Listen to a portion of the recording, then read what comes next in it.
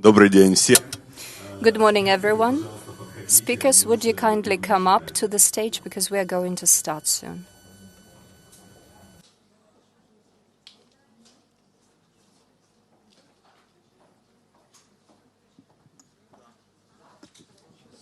This is not working. Skip it. So But I need translation. At the moment, so he's.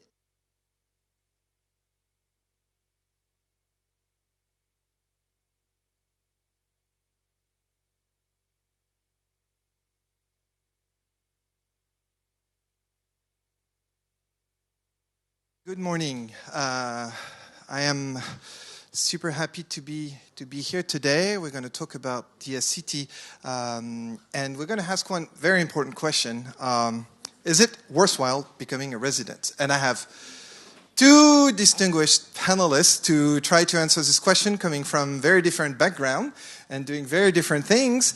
I have Alex Bornyakov, who is the Deputy Minister for Digital Transformation, and Vladyslav Chechotkin, who is the co-founder of Rozetka. This is how we're going to do this. Well, yes, round of applause for our panelists. So this is the way we're gonna do this, right? I'm gonna do a short. They are going to do a short introduction of who they are, what they do. I am myself Dominique Piotet. I'm the CEO of UNIT.City. I'm sure you all know UNIT.City now. Actually, you are in UNIT.City, and for those who are not in UNIT.City, we are going to be the largest innovation park in Europe.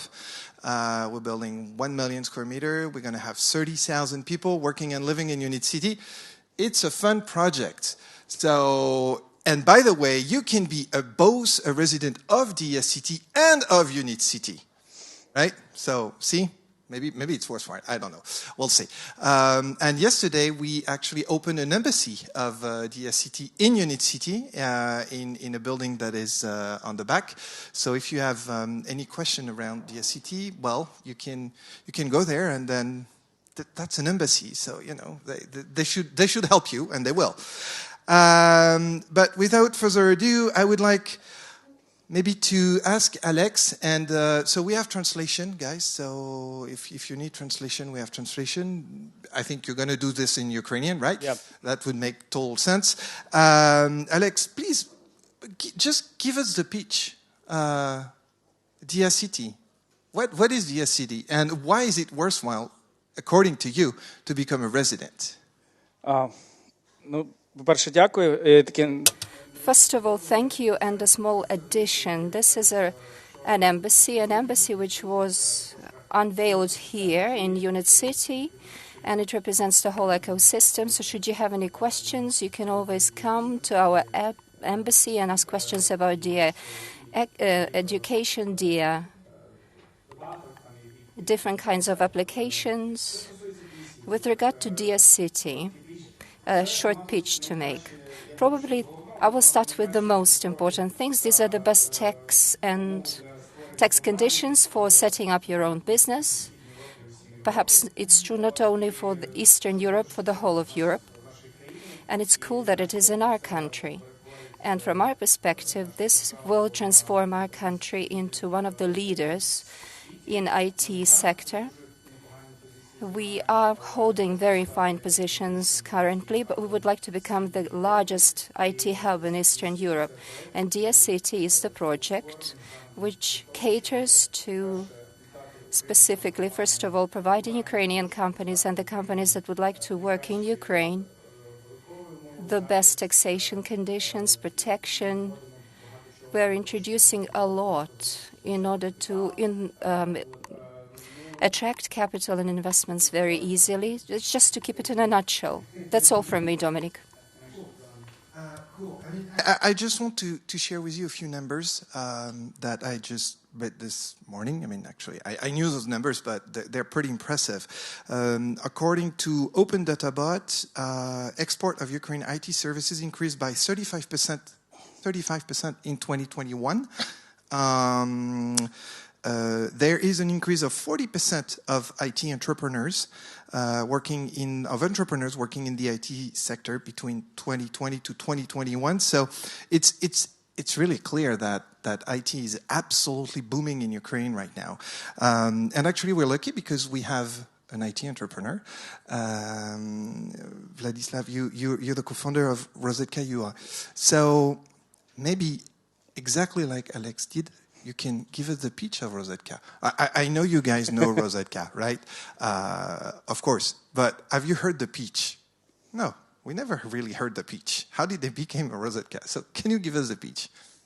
Так, доброго дня. Я буду Good morning, I will be speaking Russian. On Rozetka. Rozetka is a Ukrainian company. We are a family business as of today. My wife and I are majority holders in this company.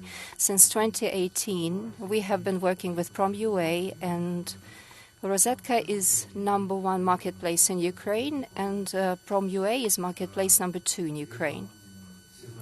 And everybody knows who's #1. And perhaps not everybody knows who #2 or #3, 6, 7, and 8 is. Rozetka as of today. I'm trying to avoid some of the banal, simplistic expressions like we are multi-channel, retailer, etc., because nobody knows the specific definition of this notion, so everybody interprets that in their own way. However, we are present both online and offline. And online, we have 260 stores nowadays, and we cover virtually all of the areas except Simferopol, Donetsk, and Lugansk. We cover all of the regional areas of Ukraine and part of the small towns. We also have our delivery office. We also have our own storage capacities.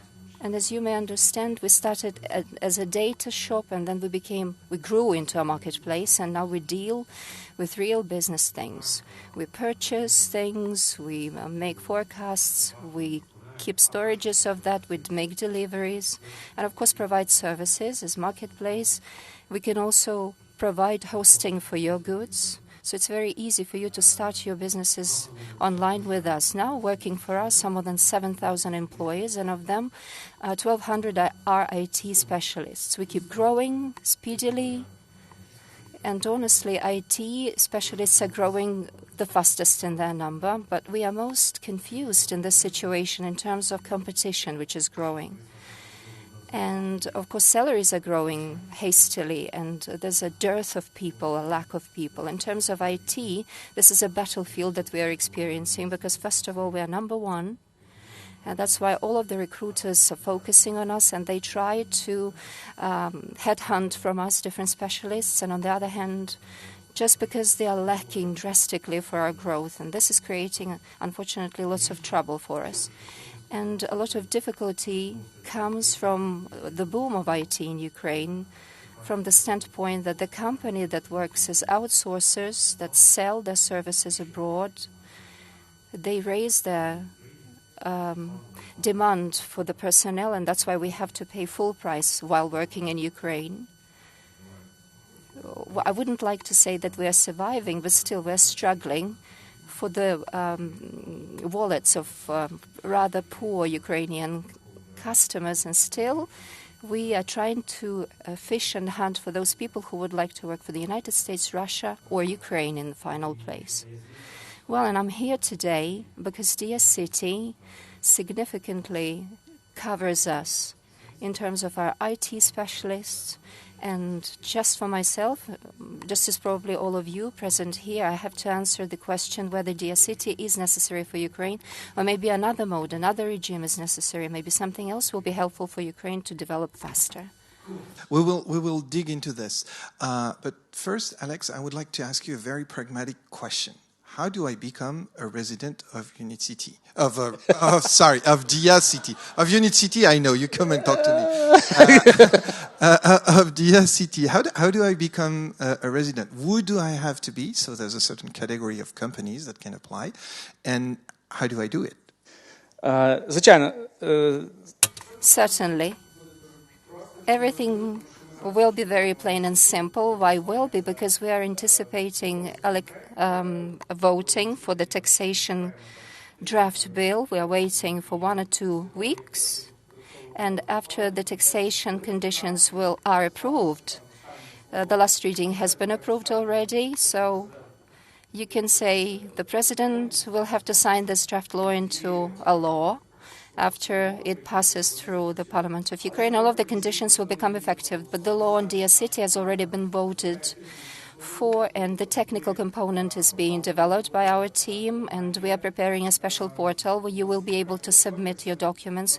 Our philosophy is about the fact, and the whole of our ministry operates by this philosophy. Everything should be online, without lines, queues, transparently, easily. So one of the things which we are implementing is that when the company gets registered, it shouldn't submit any services notes, it shouldn't provide anything on paper. No scans on paper, any kinds of documents, because the country already knows everything about your country. But we want to create this kind of a form when you go online, when you enter your RDP code, and we get all of the information from the necessary registers. All it takes you is to verify and check whether the information is correct concerning the founders, the CEOs, what the company deals with, all of the codes. And after you have checked and verified everything in the electronic form, you will submit this application on the site, and our team partially will check this manually. And partially we have a negative criterion. We still need to check whether the founders of the company, their names are on sanction lists, for instance, or whether the company has ever been bankrupt, or the bankruptcy procedure is still in action. So we have to check that the company is living, it's functional, and that will be done automatically. We're not even going to ask you to request from you to provide any notices concerning any sanctions available or not available against you. Then in a week's time, you will get the status, because the law is built in such a way that we cannot reject your application. It's a declarative entry that you will go through, and we have to check and verify that the company is living, in inverted commas, and it automatically becomes a resident. What does it mean to become a resident? It means that on the site there is a public register where, if the company is on the list of this register, it means you are a resident, and then you fall under all of the different taxation benefits, and that's okay. You can start working. The taxation service will be informed about that, because there is integration with their database, and it talks about corporate tax. Your company will enjoy special benefits. If you have employees working for you, they have to be taxed not by the standard rate, but a special beneficial rate, which is indicated for Diia City residents. So at the stage of entry, everything is simple. Then, in 3 months, you will have to submit an audit result. And if you have at least 9 employees working for you, and the average salary that they earn is 1,400 euros, that's about it. We tried to build it as plainly and simply as we could possibly do that. And a small clarification: if you apply to us as a startup, so that you are still not a full-fledged business, then you don't have to be compliant with these criteria at all. You will still have a year, perhaps even more, because this conclusion audit and conclusion will have to be submitted in more than 1.5 years. So you will have an opportunity to employ the people, to stand up firm on your feet. So that's basically all from me. Maybe I have omitted something, but it seems to be plain and easy. And last but not least, technically speaking, everything will be launched into operation after New Year's holidays. So we are trying to do everything we can that before New Year the legal part is finalized, because you can hardly imagine how horrible it is to go through all of these procedures. There's a law, but the law is not the final point. There are lots of different bylaws, different approvals, endorsements that you have to go through, especially with the taxation service, but that's something that our team does in full-time business. Would Rozetka become a resident of Diia City? And what would be the interest you see of Rozetka, who is an existing company, already well established, becoming a resident of Diia City? Ну, на самом деле, насколько я понимаю, это касается только нашей IT. As far as I understand, it only concerns our IT part. We will only have to single out this part, and this part can become a resident on Diia City. Therefore, I have some concerns, which are to do with the fact that if you are a Ukrainian company and your developers are not working abroad but working for a Ukrainian company, what should we do? In how many ways is Diia City applicable to us? Because the way I'm reading this law and interpreting it to myself, it targets outsourcing. And for us, it's a big trouble. Because once again, perhaps maybe I am exaggerating, because I am incorporated as a Cyprian holding, and for us it's no big problem as such, but still we are a Ukrainian-based company. And developers are based here in Ukraine, but the law, sorry to say, is still written for outsourcers workers working for abroad to make their lives easier. On the other hand, after Alex has answered the first part of my question, there is a positive aspect. We can definitely avoid the story that we had with Chepe. And we understand that this was just a political will. Private entrepreneurs, FOPs, as we call them in Ukraine. So this is a situation to avoid the trouble of being a private entrepreneur. And this will of the country may run out at one point. Therefore, we do understand that there should be a way to break off this vicious cycle of the social contract. And in this respect, we do welcome Diia City. And I have failed to say in my first pitch that the Ministry of Digital Development is one of the latest assets and novelties in Ukraine that we can really truly be proud of. And there is a hope that Alex will provide the answer to my question. Well, in fact, it's true that you are voicing your concern. You're raising this issue with us because we are listening to the feedback, but for the most part it is online that we're getting it. And this question that we have, that this is targeting outsourcers, in fact, it's not true. At first, well, I do understand where you're coming from and why you think this way, because in the first reading it was definitely like you have just described. But then we expanded our focus and we provided the conditions.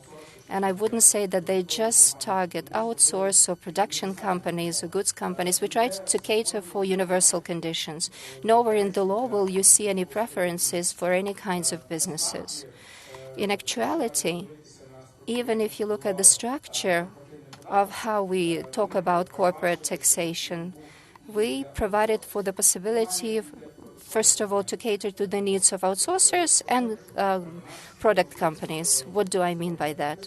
In the law, it's prescribed, and hopefully it will be voted into effect. I hope that it's possible to choose profit tax or withdrawn capital, the capital which is withdrawn from the country, and there are different tax rates indicated. And for the most outsourcing companies, when we were planning and thinking of it, because they have their own holdings or maternity companies based abroad, perhaps for them it will be more comfortable to use this income tax, and the rate of 18% will not be that much of a principle, which remains universal for the whole of the country. But for product companies or for startups, it's much more profitable to use this tax for withdrawn capital, because if you're a product company, you invest a lot in product itself.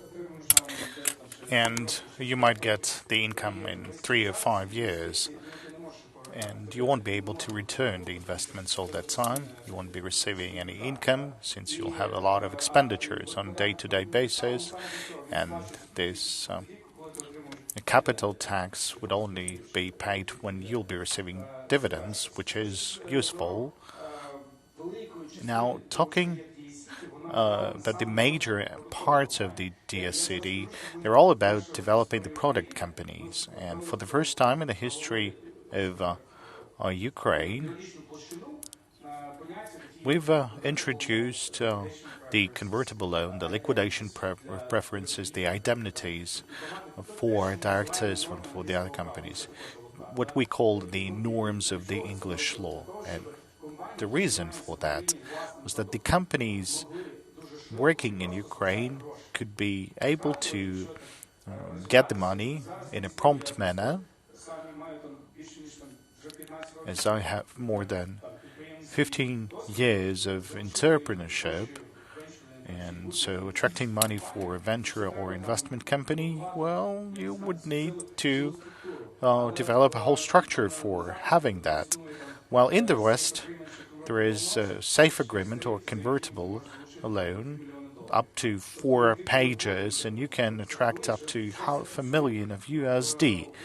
So this is something that exists in the West. This is something that we've introduced into Ukrainian law. There are many other aspects that allows the product companies to develop.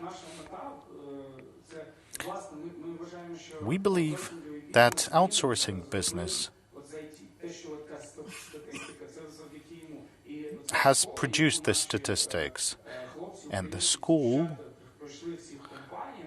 that we've provided for these young men and women working in the Fortune 500 companies, they can create their own products in here because they've already got the experience. Yet there were no conditions for them to promote this activity. Now, all of those conditions are being prescribed. It would take you 15 minutes to establish a company, to hire personnel at a favorable rate. You have capital tax, so you won't be having troubles with the payment of taxes. I'm sure Vladyslav knows what the expenses and incomes are, and you need to play with the taxation administration. You need to prove them that these are the expense. So we are simplifying, well, hopefully at least. Still, we try to simplify the conditions for labor for product companies in Ukraine. And this is something that exists for everyone. Speaking on Rozetka, a couple of major companies not dealing with IT, but they have around 1,500 employees.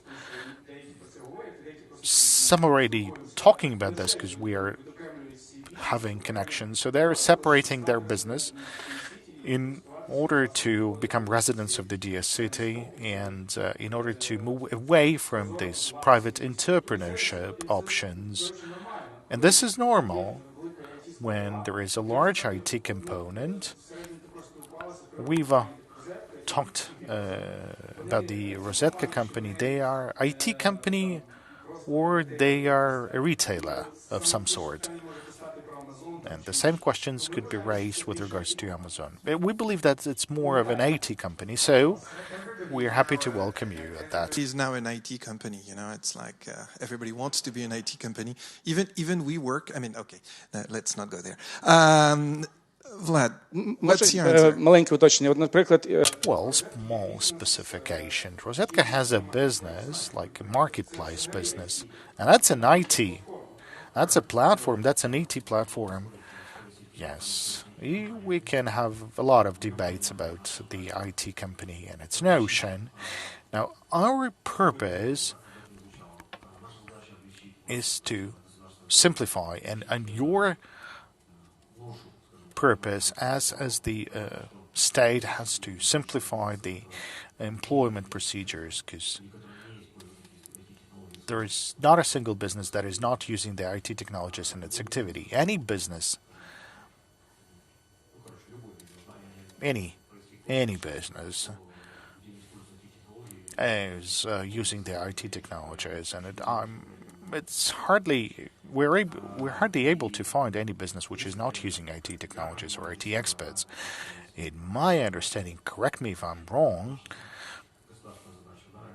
and then is to make sure that we are able to employ IT experts in a simplified manner, that we would be able to pay them the money that they could earn from in other countries or in other jurisdictions, and to make sure we have less contacts with the tax administration, there is a lot of but. And one more important aspect is that Diia City is the socially unjust project because it's a regressive tax, not a progressive tax. So the more salary you receive, the less tax you pay, which is not something that exists in the West. And from the political standpoint, there is a number of concerns because any socialist expert, any experts, they'll be, having some words to say contrary to that project. So good luck to you. Може, в мене є короткий такий коментар. Just a small comment. We thought about this. There were a lot of debates and calls questioning why IT, why not others. And my response is that, well, first of all, we were trying to create a legislation that provides for stable relations or conditions, that the conditions could not be aggravated, there could not be additional rates implemented or imposed, or there could not be an increase in those rates. Otherwise, you would have to rebuild the system. I mean, it's possible, but you need to have additional voting process. Why IT? And I answered that question multiple times. The logic behind that decision was that talking about all the experts, all the specialities, all the industries working in Ukraine, and considering the way they are in competition with the rest of the world, really IT experts or IT field, this is the area which is significantly impacted by this competition. Whenever the international company is willing to make an analysis, it wants to have any legal company to conduct them any analysis. So they can go to the company which is actually located in Ukraine. They can receive proposals only for Ukrainian companies at the fairly same price. When you are requesting an IT service, that's completely different. You can go to India, you can go to Vietnam, Ukraine, Bulgaria, or in any other countries. And if India or Belarus have certain tax regimes, they have 40% less taxation load, then it's all about the country that is willing to promote its companies to take a decision. So that's the first thing. And the second thing, while having conversations with the president, we were discussing these issues with him. He said that we need to reduce the load. Let's try that. Let's start with IT. If we'll succeed, we'll start working in the other industries. So this sort of injustice, it will be balanced. Maybe not this year, maybe next year. I have a question for you. It's, entrepreneurs, especially IT entrepreneurs, they're very opportunistic. So they will see, obviously, that we have something great in Ukraine. But how do I know that this is for the next 25 years? Well, you can't know. I know I can't, but sure. Still. Насправді, well, we understand that any parliament, like next parliament, they can abolish this legislation saying that this is not working and we need something else, or that it's something that is unjust. We need to raise something or abolish something. So we talked to representatives of the companies, IT associations, and many others. And the best answer we got is we need to accelerate the development. We need to be to become bigger, to grow, and whenever there is the goal that we pursue, for example, to have like 10+% of our GDP coming from the IT industry. That's a big difficult task and a big difficult objective. But that's something that is important that would help Rozetka and many others. And the second thing that we want to have over 500,000 experts in IT. Currently, we have around 250,000. So we want to develop them and increase their numbers. Now imagine there is a family.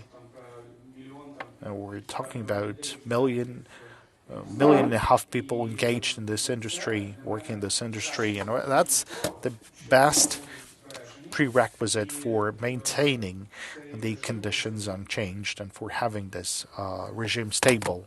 Vladyslav, and this is about the end of my questions. I'm going to open to the floor. Vladyslav, what would you like to see more that you don't see? What is, I'm not going to say missing because there's already a lot of things, and I will come back to one thing that I think is really interesting. But what more would you like to see? Ну, если говорить про... Well, speaking of the law that we are currently considering, well, maybe it's one of the reasons for postponing that.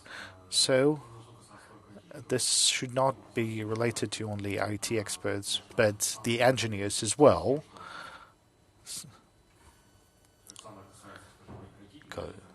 Oleksandr has more of an IT business, and I'm having more connections with IT business. We're discussing these problems. But speaking on engineers, for example, give me any engineering company which is established in Ukraine, like Ajax. Okay, give me anyone else, any other company.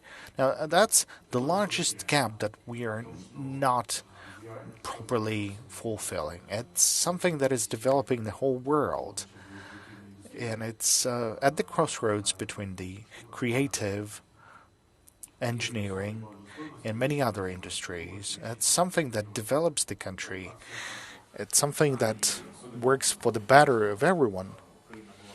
And since Ukraine was always producing engineering personnel for the whole Soviet Union, it's sort of strange to see that the engineering industry is not being developed. And what's the change? How are they different from IT experts? I mean, they can go to, I don't know, somewhere else, to some other country, not sit in Kiev and Bornyakov or somewhere else. Then there is another story about the possibility of abolishing our suggestions by the next parliament. That's something that may happen. And there could be issues raised with regards to sole proprietors working or entrepreneurs working in your company. So it's just a concern or something that would need to prompt you considering different options how to protect yourself in future. And Oleksandr has already mentioned this in the beginning. And the way I read this law right now, if you are an interpreter in Ukraine and you're working for Ukrainian contractors or customers, you won't be able to join Diia City. You will need to come up with any options. And maybe this is something that needs changed,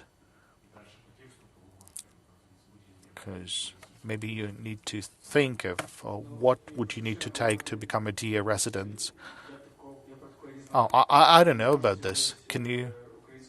You can be a Ukrainian company, you can work with Ukrainian customers, and you can be a resident of Diia, and everything's going to be fine. It's just that working with the Ukrainian customers, there is a value-added tax issue.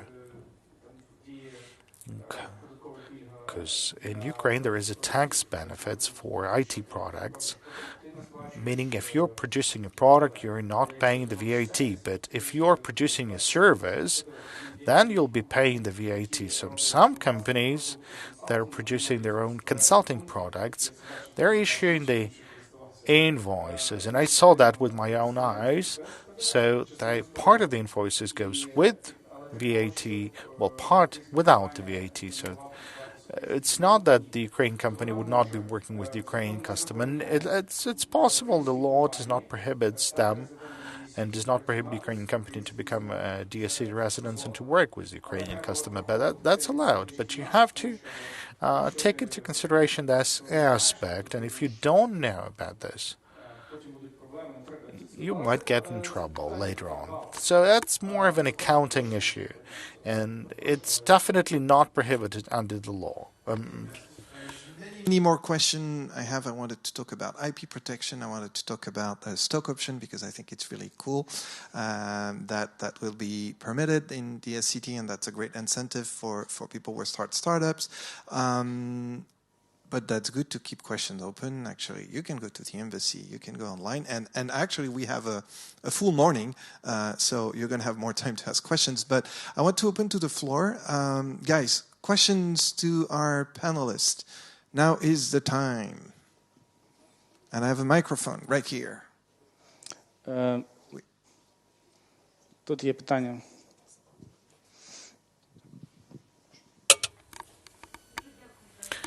Well, thank you for this comprehensive debate.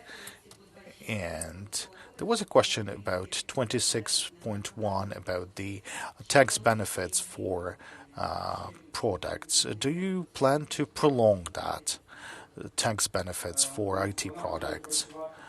Well, it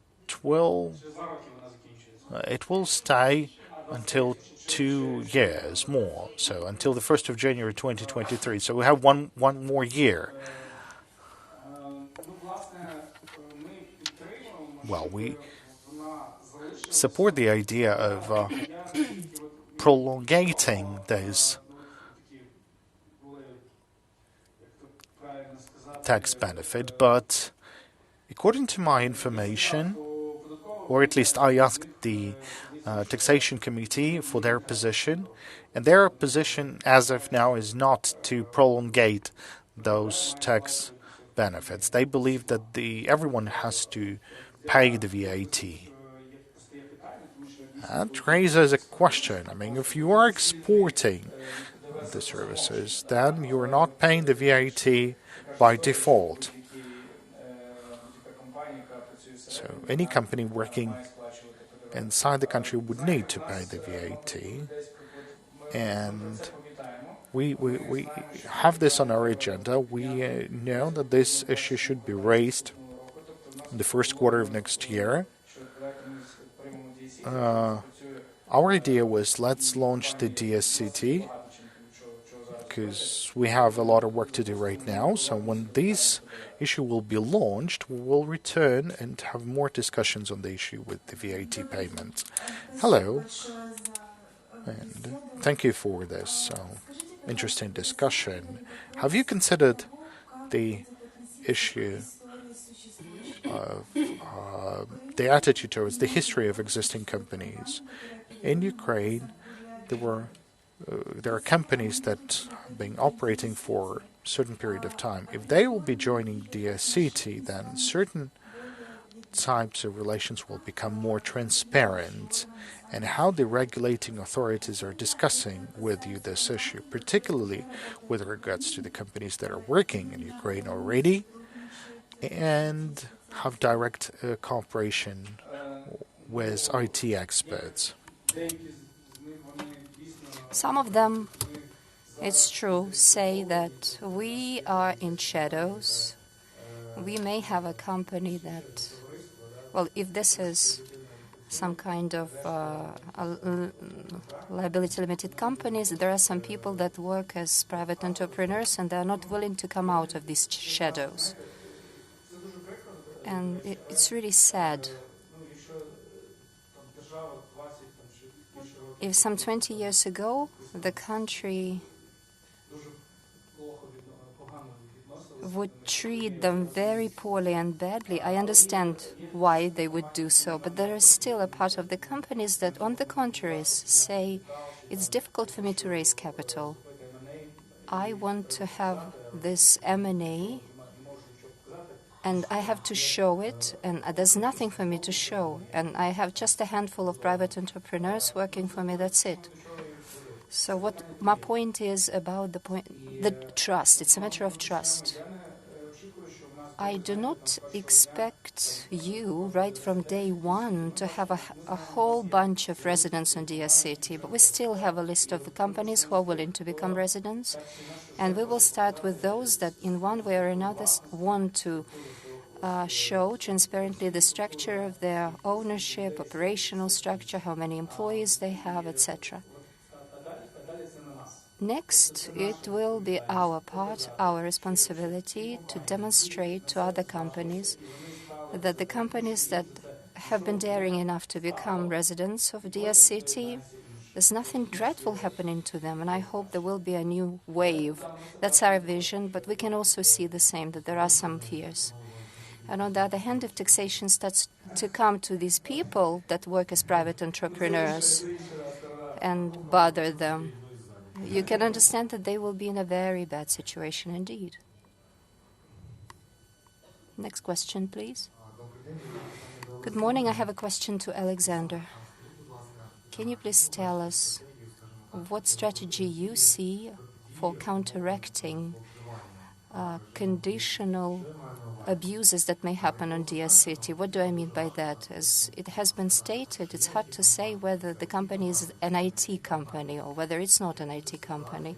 But what should be done in a situation when part of businesses, for instance, telecom businesses or any other ones, begin to have separate units as IT units, begin to register them on Diia City, and in fact this will result in the reduction of revenues to the budget, because something that previously used to be paid by the general universal system of taxation that will have to undergo these contracts. And if the parliament sees that, the politician sees that, taxation service sees that, so how are you planning to regulate these situations? Thank you for this question. By the way, it's a very fine question indeed.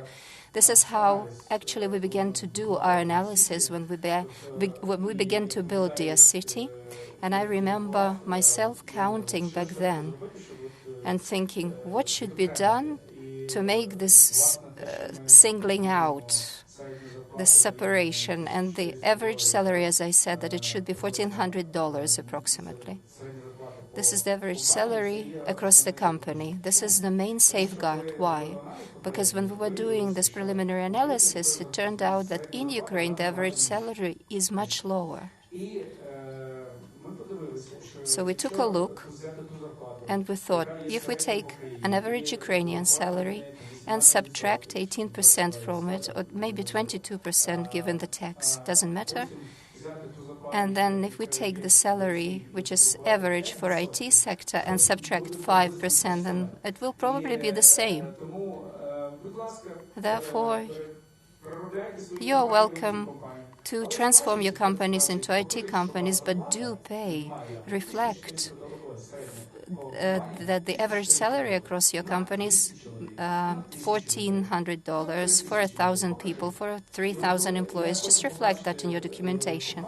I want to see those companies that will do that, who will not abuse their status. In other words, it doesn't make sense for me. If in my company the average salary is 1,000 euros, let's just put it this way, let's imagine. And now I want to make these abuses, and I want to go on Diia City. But then I will have to raise the salary for 400 people, 500 employees by as much as 400 euros. Of course, the rate will be lower, but the actual amount that you will have to pay to your employees will also increase. So we did a lot of modeling, and it turned out that the taxation service had the same questions. Believe me, all of the agencies that do the punitive functions, perform punitive functions in this country have the same questions. They say, well, if you do this, this is it, that's the end. And we would say to them, well, come on, let's just think. If this average salary in Ukraine is 500 and they will have $1,400, will it be good? Good, yes, but at the expense of this increase, you will be getting more as a revenue, and this was the end. So the best safeguard is a high average salary. You may also question me in another way. Well, in IT, they enjoy very high salaries, they earn a lot, but still, if we can see that if this is not enough, we will simply raise the threshold for the average salary as a requirement for the residents on Diia City. That's it. It'll do the trick. And those who do not make abuses, they will continue living well, but those that abuse, they will definitely have to turn away from it. Thank you. One more question, probably, and then we will move on. Well, I don't know who this question will go to, perhaps to those that know more about it. The third sector, non-profitable organizations, not profit-making organizations or commercial organizations, when foreign companies enters Ukraine, you will have to set up an international representative office, which is not a legal entity. They have the code of 0000, like the United Nations. These are different NGOs, international organizations, associations, trade unions. Or does this cover only profit-making sector? I know the answer to this question. In the law, there is direct prohibition for these companies. No, you cannot. Simply cannot. Only profit-making companies. It says explicitly. Okay, well, to... Sorry? Online? Okay, one question online. We have received a lot of online questions from the participants to our panelists, and I would like to thank those who have already gained the answers to their questions. But we would like to hear the opinion of the IT specialists. And the question is a very interesting, acute question. Can companies be sure that all information about the IT companies in Ukraine will not get into law enforcement agencies which are dishonest and can use it to the detriment of the IT sector and to their own gain, law enforcers? Well, I can answer it. What makes Diia City different from the register of taxpayers in Ukraine nowadays? Well, that's something that we have just been discussing with your participation and the participants from the audience. But still, there is a pervasive opinion that as soon as you get on Diia City, but this is my question, so what is the difference between the current story from Diia City? So will everybody be on the register in Diia City? Because right now, every company, you can see through the counter-agents, how many counter-agents this company has, whether there are any kinds of private entrepreneurs. Yes, it's true. Any girl working for an taxation service, 100,000 such girls working for taxation service, they know that you're a company that is trying to optimize your taxation via private entrepreneurs. Then they will check and see whether you are an agrarian company, an IT company, or a construction business. And I would like to add by saying to those that ask this question, this register actually already does exist, and you fill it by yourselves. It's called Diia. There is a register of all of the companies with that attachment with LinkedIn per every developer. We can see it all very clearly without even actually accessing taxation service databases. Moreover, you will see how much acceleration happens in terms of your clientele, how many customers you're losing. Everything is visible. And even the salaries, they're also reflected. But I join in with what Vladyslav has just said. Taxation has it all. So you mean that with the introduction of this register, no additional detriments or requirements in line with the law? No. There's all of the information in the taxation. We will not come up with any extra things. So no information from the reports will go on Diia City. No. Even this audit conclusion I mentioned previously. There was, by the way, a very heated debate because they wanted to tackle contracts to identify whether the company was IT or non-IT, but then we rejected that idea. We will only know how many employees there are, the average salary per company, which is already known, and auditors, private companies, will come and selectively simply request for the confirmation of whether you are an IT business. But that's again, this information is available with the taxation service in terms of your counteragent. So again, no additional points. Thank you. That was great. We learned a lot. It was a good debate. So thank you, Sasha. Thank you, Vladyslav. Спасибо. Thank you.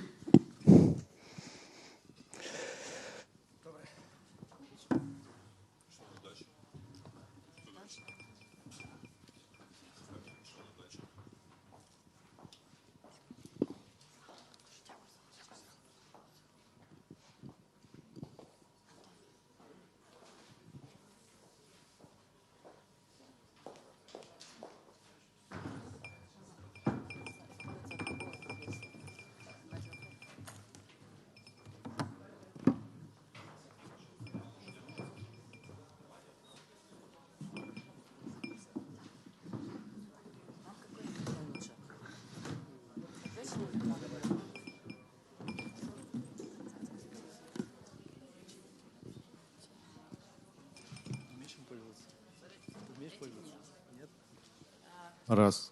Так, слышно? Слышно, супер. Colleagues, good morning, everyone. Thank you for joining us. We will start without any breaks. We will move into the second panel of our discussion. I will be here on this stage together with another guest speaker from us. Let me briefly introduce him. We will be talking about a very broad topicality, about why a big international investor may come to Ukraine and invest into Ukrainian IT businesses. This is the headline of our business conversation. With me today is Anton Kudlai, who works as a principal at Letter One Technology. This is a company which is an investment unit, subunit of a large UK-based group called Letter One Group. And Letter One Technology, as you can see from its name, specializes in IT investments. Did I say everything correctly, Anton? Yes, you did. Stupendous. So the format of our discussion will be a Q&A format. I will be asking Anton different questions, and he will kindly and honestly answer them. Before we begin to take questions, I have an opening remark to make. It seems to me that there is a very important point to make, that when we talk about investments into Ukrainian IT business or any other Ukrainian-based business, a few years ago, this wasn't evident to me. Perhaps it is super evident to you now, but there is still an important point to make. When every single IT business or any other business claims, I am a fantastic business, come and invest in me, there is an understatement, because there are such companies as Letter One Group. They, as investors, do not take single businesses and compare one business against another one based in Ukraine. But in fact, how does this selection, screening out process of selecting Ukrainian or Polish or Baltic companies take place? Because competition is in fact global. In best case scenario, it is regional. And I think that this is just misunderstanding in the minds of many people looking for investors. They should be aware of the fact that step one in analyzing and selecting investment opportunities is that they don't even have to come to Ukraine. They may go to any other jurisdiction and make their investments. So it's very important, super important, to make that the target, the business itself, is really good, but also the environment, the legal area where this business operates should also be conducive and favorable. So this is my personal opinion, that Diia City and any legal initiatives which try to improve and make these conditions and environments more conducive and favorable, this is really fine. We don't know whether it will work eventually, we don't know, but from the way the law has been drafted, we still see some instruments and tools which hopefully will make it more comfortable for the foreign investors to come and make these investments. So this is a very nice bridge to the first question. The question I've already posed to a lot of clients, and unfortunately many clients of mine keep telling me, great business, nice teaser, but unfortunately Ukraine is just not on the map for us. And you think, well, I mean, such a lovely big country, such great employees, and why is it that Ukraine is not on investment map for them? So I would like to hear a positive answer, well, at least a sincere answer. So Anton, the question one, Is Ukraine on the investment map for you? Or if not, if you hesitate, which other countries are competitors for Ukraine for you to go and invest? Thank you, Zarana, for your question. I'll probably also begin with a small remark to make. Here it's important to understand that first, we are a global investor, and we are regarding not only Ukraine, but also a lot of investments that we have in Europe, in the US, in the whole space, in Turkey, in the whole space of the former Soviet Union, in the frontiers like Bangladesh and Pakistan. Second, we are a large investor. So for us, minimum check is about $100 million. So we usually target well-established companies at the stage of their late growth stage or private equity stage. So these are the companies which either have already achieved profitability or either profit-making companies and have already a big revenue base. So this is a very important remark to make. Now concerning where Ukraine is on the investment map, both for us and other investors probably. First off, probably we need to paint in large strokes this picture of the Ukrainian market, how we see that. This is Eastern Europe, but beyond the EU, and the area where euro is in circulation. And this is really a vital point to make, because even if we compare Poland with the Baltic countries, such big funds as Blackstone cannot sometimes make investments in Poland because they do not run euros, but they still operate zlotys. And they cannot also invest in the Baltic countries. Oh, they can invest in Baltic countries because they are based on the euro. So this is one large parameter. Another parameter to mind is that it's true, Ukraine is a large market, size-wise, 40 million people, number 8 in Europe in terms of its size, which on the one hand holds the potential of growth over the average and above compared to other developed economies, just because of the base and the foundations that Ukraine has. But still, unfortunately, it's fraught with a lot of risk. It's interesting to see how volatile this risk is, observe it. We can see the rating of debts of Ukraine, or CDS, and you can see it's rather high, which once again bears witness to the high risk of volatility for this market. And third positive aspect is that Ukraine is a large IT exporter, a rather large market for IT service provision, which makes Ukraine rather interesting. This is how we see this market. Then who are the competitors for this market? Here it's important to understand that there are probably 2 or 3 kinds of companies which compete differently for the investments. There are domestic, local stories. For instance, you've just heard about Rozetka.ua. It competes with, perhaps not specifically this company, but the segment it represents. The segment of national local IT companies may compete with such countries as Turkey, other countries of the post-Soviet space, perhaps Georgia, Uzbekistan, which is also growing in terms of how exciting it is. And for them, the cost of capital is rather high because it adds 5 to 10% to the cost of capital just because they serve local markets, which is rather risky. At the same time, if we observe another segment of product companies which serve as the global market, on the one hand, they compete in terms of their goods and products with other global companies, but if they are winning in this competition and provide their services successfully abroad, then for them, after a certain point in their development, competition for capital becomes competition with other startups, but there the liquidity of the capital is different and it's much higher and it's measurable compared to what the startup could obtain from Europe or in England. It's important to analyze the segment to which the company belongs, whom it services, and then it would be able to identify the competition. So Ukraine is not completely off charts, but it all depends on the business. If it's a fairly large business for an investment like you with a large size, for you to be interesting, for you to be worth going, understood. So, I mean, it's not very pessimistic. We can continue with our discussion. Thank you for your fair answer. Another related topic with all the structures.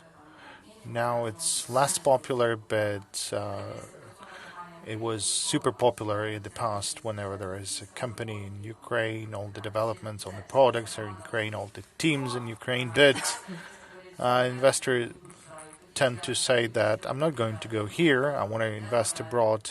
I want to go to Delaware, to UK, to Cyprus, or to Dutch company. And we saw that, and there was not a single discussion about that, about the investments into Ukrainian operating companies. But this trend tends to change, that you can absolutely invest into the limited liability company in Ukraine. What's your letter one approach? Is it important to have a foreign top goal, or you can think of investing directly into a Ukrainian company? Well, it all depends on the size of investments. Whenever it's a large investment, then it means that we will be able to create any holding structure necessary for us, because the resources that could be spent on that would be comparably less than the whole amount of investment. So we'll be investing into the international holding structure that would be created on top of the Ukrainian company. For those companies that are at the early stage of development, I think that's idea going to work in a different manner. The question is all about if they're possible to make the investments simple for the investors, because Ukraine is not a focus for local investors. They look at the world, they have many opportunities for investment, so the simpler you can do this process for the investors, the better. If you will be able to guarantee the investor that he won't be spending too much time to understand the investment's history, I think that will increase the chance of attracting more capital.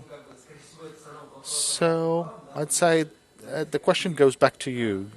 You are a lawyer, you know the risks, you know any positive trends available in the Ukrainian structure, but if you can create an international holding company, then I think that's the simplest approach for attracting investments. Speaking of investments, who are those people who invest? I mean, we understand the layman approach. Someone with the minimum understanding of the market knows that there are companies at different levels of development. I understand that your company is investing at a later development stages, but what types of investments are there? What are the expectations from the institutional investor like you are? Look, many people know your ecosystem much better than I am. Still, those systems are fairly similar. I spend a lot of time in Israel and in UK, and I can compare their ecosystems. They're fairly similar. I'd say at the early stage, the angels and the first funds, they're mostly locals. And you're not seeing the presence of international funds on the ground. And most of them are former bankers or entrepreneurs or former successful tech entrepreneurs So this aspect that Ukraine would have more exits, and this is something that is happening right now, and those people who tend to, well, complete this path, they will invest in Ukrainian startups at early stages, and this will create a multiplier effect. This is something that we can see from the other ecosystems. We all know about PayPal Mafia, the first employers of PayPal who created their own companies later on, and this is something that in other ecosystems is happening, and I believe you also have examples like that. For international institutional investors, even those who invest at early stages, we all know Sequoia, Insight Ventures, these are large investment funds, or Anderson Horowitz. There's so many of them right now. We could spend a whole panel just listing them. But for them, it's necessary to see the history in Ukraine that it only shows certain tracks. There won't be investing in local stories. That has to be an international project, international success. It's either this company is serving in a new niche, or it's defeating the existing companies in their own niches, and then I think you can attract investments from them. Now, speaking of their expectations, they expect the return of on the capitals. What's the minimum return? Like 15% or what? Or for private equities, it's all fairly standard.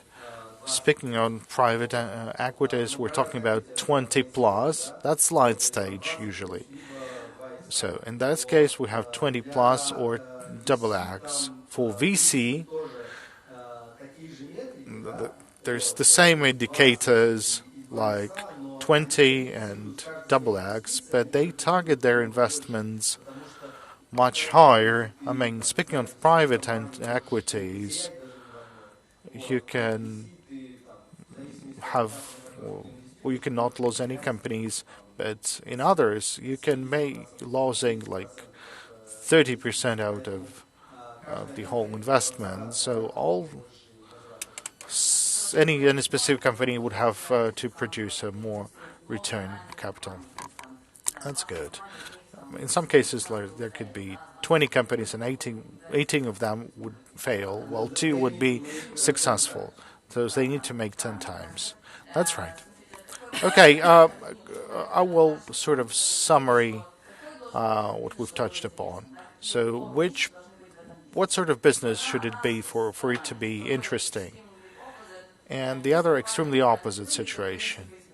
There is a company that looks like Ukrainian Facebook. Now, all metrics are perfect, but there is something that prevents you from investing that. Could you give us top 3 or top 5 for go or no-go with investments?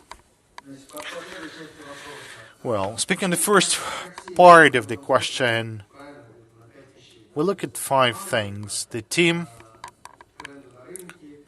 market trends, product, business model, and financial component. Then there is a 6th component. Whenever there is a chance to build an M&A, to roll out in other countries. So that's a standard list of questions that we would be looking at. Then another aspect, what makes this investment successful? Which metrics are we looking at? Well, in the very end, we'll need to look at the recurrence. If the business would have recurrence,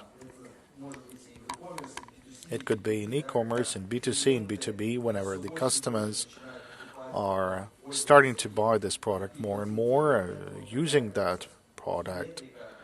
Now, that's a key metrics that we want to see, and we want to make sure that it's sustainable and it's going to continue to grow. That's the first part of the question. Now, on the businesses that we won't invest in, there's one obvious answer. It's compliance. All the funds operating from the United States or Europe, they tend to comply with the international regulations. So the people who are residents to those countries, they have to obey the laws of either US or UK or any other countries, and they're fairly strict with regard to compliance. So that's a red line for us. Despite the fact that the investments could be done in Bangladesh or in India or anyone else, the funds have to follow the rules that exist in that jurisdiction. So that's the obvious answer. I don't think that's a fairly interesting one. So the way the business is run has to be perfect. It has to comply with the legislation. That's right. There is also the types of businesses that you will be able to see that can be fairly successful, but still the large investors would not be paying attention to them. Speaking of IT, that's online baiting. There is a reputational component that sort of moves away any large investors, even if they're absolutely legally compliant. And anything related to cannabis, even if this is a legal marketplace, you won't be able to see large investors investing in that. Then another aspect, mobile gaming. It's fairly hard to invest into that aspect because it's hard to predict the success of the game. And the games by themselves, they are, well, they have a pretty short turnover cycle. There are successful companies like Supercell. It was sold to another company for 10 billion USD. So they had only 3 games, but they were pretty much successful. And usually those investing in the gaming companies, these are either the ex-founders of the gaming companies or they're large game developers. And you won't see too many funds in there. So there are certain segments that are not attracting large investors. Maybe online dating is one of them, one of the segments that has a reputational part to play. Although Blackstore bought Badoo for 3 billion USD, but that's more of an extraordinary case. Thank you. We've discussed some do's and don'ts about the business, some mandates with regards to certain businesses. So speaking of Ukraine, it's okay, mostly, but it has to be an interesting business for your investments. Now, a legal aspect. I understand that you're not a lawyer, but I do have a legal education. Good. Then I have a question from lawyer to lawyer, but I've never worked as a lawyer. Oh, you're being too modest. Okay. So, without going too much into details or English law, the thing that is mostly popular, the large transactions in Ukraine governed by English law. How important for you is to have an English law? Was that the case in your practice when you've invested under the local law? And if you're saying that, okay, I want the English law, then which would be the key rules preventing you from signing the SPA? Look, we are the investor with experience of investments not only under the English law, but this is a priority really. And that simplifies the understanding of the transaction. And speaking of the lawyers that we tend to work with, they're all English law lawyers. So, whenever there is any other law, well, even it's fairly difficult from a social standpoint. We would need to find another company. We need to build relationship with those lawyers. We need to start trusting them, and it adds up complexities to the project. On the other hand, in any project, there will be an elements of local law. There are regulatory sort of approvals of the agreement. There are certain permissions that you would need to receive under the local law, and we're ready to work with that. Though it's important that this local law should be investment friendly. I'm just looking at Bangladesh, for example, and it's very difficult to do anything. Well, for example, one of the shareholders of the bank cannot have more than 10% of the shares. That's one of the examples. Speaking of the SPA clauses, which are mandatory to be available, I think that's more a question to you than to me. One more question, as we're running out of time. How do you select the projects? So, do you do you come up with the initiative, or the projects could be approaching you? So how the others could make you invest them? Well, the process is called sourcing, but it looks like dating to a certain extent. There's no laws in that, and we try to look at different projects. We look at the conferences. We're talking to bankers. They're showing us the history. We are reading news. We are watching certain markets, certain trends, and we're trying to identify the growing companies within certain markets that could be of an interest to us. Still, this is more of our own initiative, but there are situations, or a lot of them really, when the companies are approaching us. They're hiring the advisors are approaching us and telling about this project. That's sort of easier because you understand that there is an agreement, because whenever we are searching, we don't know whether their founders are willing or not willing to cooperate with us. So you might be losing your time in finding a proper company for investments and still not willing to cooperate with you. So it's you need to find the best match. Whenever there is an agreement, still you're the only one investor. That's the best possible situation. Okay, and you need to make a perfect teaser in English. Then you have a chance. Of course, proper preparation is important. It makes things easier. It's either you're a cool company, like I haven't prepared anything, you just come and see. And if that's not the story, then preparation is important. Well, thank you for our conversation. It was an interesting one. Hopefully everyone was interested in that. And we'll continue with our agenda. Thank you very much. Thank you.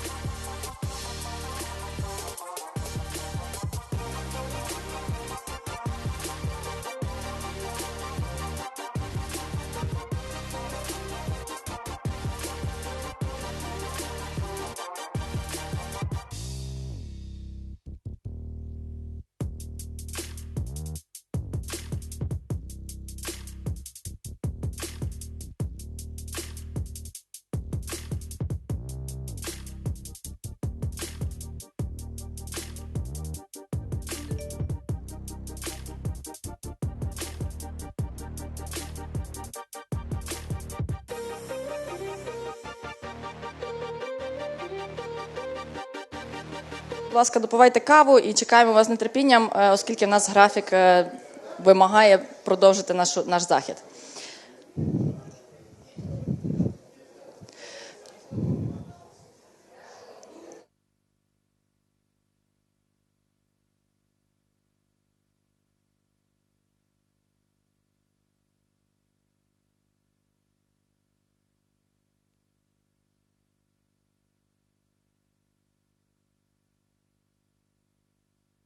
Добре, окей, супер.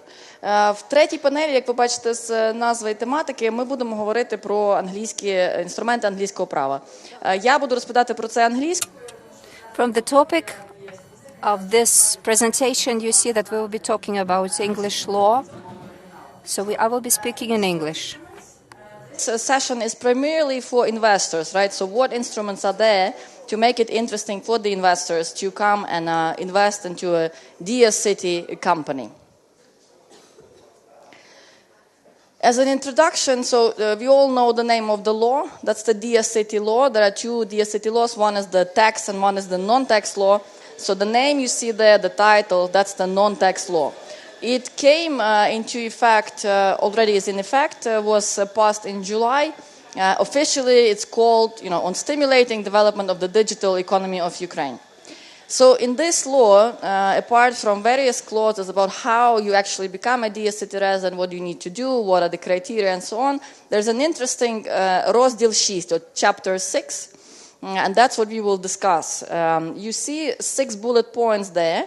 Those are the concepts that we use universally, right? So this is not only a question of English law, we are saying these are English law instruments, meaning they are so popular, so universally used, and usually they are used in transactions that are governed by English law. So they derive, from English law, maybe from other foreign systems of laws as well, but those are the instruments. So what I'm saying is that it's not necessary that you will have a SPA, a sale and purchase agreement, which is governed by English law.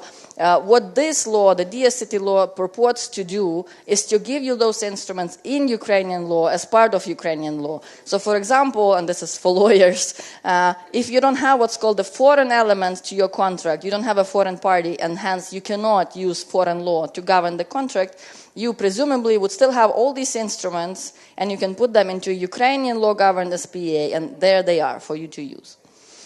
I think this Diia City law, just to put things in the context, it's part of a general trend where we see on one hand a liberalization of the legislation, bringing it a bit more up to date with modern trends, and also trying to adopt instruments that are universally used into Ukrainian law. And you see 2 examples there. The new LLC law, Закон про товариство з обмеженою додатковою відповідальністю, from 2018, which was quite groundbreaking in what it has done to the corporate laws of Ukraine. And another good example is the new privatization law from 2018, where it actually says expressly in the law that you can go and use English law to govern your transaction, which is completely, super new and was intended to be super investor friendly. So that's a general trend where the legislator tries to make those instruments available in Ukrainian law without having to actually use English law to govern your contract. There's a provocative question at the end. I mean, it is definitely a major breakthrough for Ukrainian law. But the question is, it's a giant leap for Ukrainian law, but is it a small step actually for the investor? Using Neil Armstrong's quote, slightly rephrased. So it's big for our laws, for our legal system. It's major. But is it actually, enough, or will it improve attractiveness that much as, all these investors will start rushing to Diia City? We don't know. The answer is we don't know, but, we have a good start. We have these instruments in the law now, and now we have to see how they will be applied. Will the enforcement go where it should go, and, these instruments will actually work and someone will use them? So it's a snapshot of what's there with some abbreviations. So there is an NDA, which is a non-disclosure agreement or confidentiality agreement. There's NCA, which is a non-compete agreement. There's a convertible loan. There's a call option, liquidation preference, and in one block, though it's a huge topic in itself, but in one block, warranties and indemnities. In this session, we will not talk about NDAs and non-competes because there's a separate panel dedicated to this, which will be after this panel. So I will just say literally two sentences about them, and then we'll focus on the other four things you see here, where I'll briefly explain to you what they are and why it's important, and what it will actually be in Ukrainian law when you read those clauses of the Diia City law. So NDAs and non-competes, they are fundamental without any exaggeration. So any foreign investor who comes to us and, first time in Ukraine, they ask all these questions, to be comfortable in the Ukrainian legal environment, and they always ask about, how is there a good practice of enforcing non-disclosure agreements, confidentiality clauses? Do they work? We're saying yes, okay, they work. And non-competes. And non-competes historically have been quite problematic. Everyone understands that it's quite unlikely, right, based on previous practice of the courts today, that you will go to a court and you will be successful in enforcing non-compete against your IT professional. That's, very hard to achieve. That notwithstanding, everyone is using these non-compete provisions in their contracts, and really what they are trying to achieve is more like, set a deterrent, sort of like a moral obligation, really, which might be or might not be enforceable, and really just to try to encourage positive behavior in your service providers. So that's there, but now the Diia City law comes, and it says you can actually have these provisions in your Ukrainian law-governed contract. So, let's see how they will work. They're both super important, and as I said, there's a separate panel dedicated to this, so only briefly one slide about these two things. Now, convertible loan. It's one interesting clause in the law, which calls it, договір позики з альтернативним зобов'язанням. What it really means is that you can have a loan agreement, and I'm using, for the purposes of this discussion, let's say that this is a limited liability company, a TOV, right? Because, that's the most popular form. It's hard to expect that an investor will come and invest into a private joint stock company. It will be a TOV, most likely. So what it really is, it's a normal loan agreement, but it has this additional protection for the lender. When things go really bad and you know that you will never get this money back from the company, what you could do, you can actually convert your loan into shares. It could also be not ideal scenario, because if things are really bad in the company, question mark if you would want to be, a shareholder of that company. But at least that instrument is used. Now, I have to say this is not probably preferred route for any investor, because normally, it's always equity. So everyone wants to become a shareholder from day one and get equity, and potentially also give a loan, but that's, a combination. Equity is almost always there. But this instrument could work. It could work for early stage companies. So, and one of the reasons why you would use this instrument is that there's a company which is impossible to value. You just don't know how much you should be paying for the shares. So you effectively defer that valuation decision till later on. You're giving your money to the company can use the money to develop, and then at some later stage, it becomes more clear what the valuation is, and then you become a shareholder.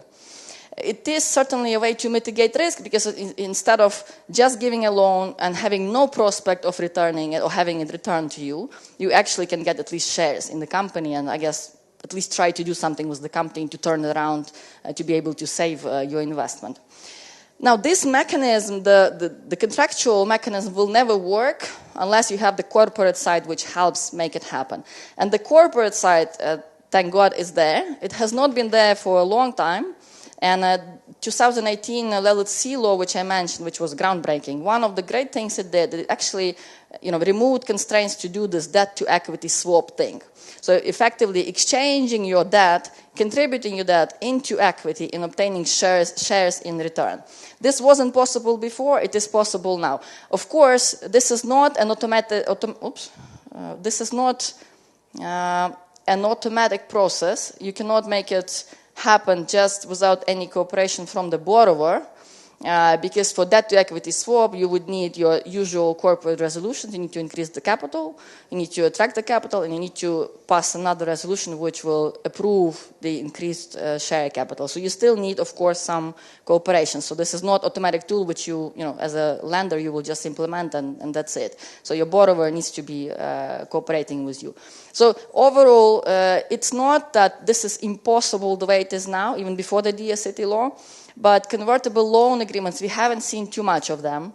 And there could be a number of reasons. First of all, people are not used to this instrument. And secondly, as I said, could also be that it's actually not that super helpful for, at least especially for late stage companies. But it's there in the law now.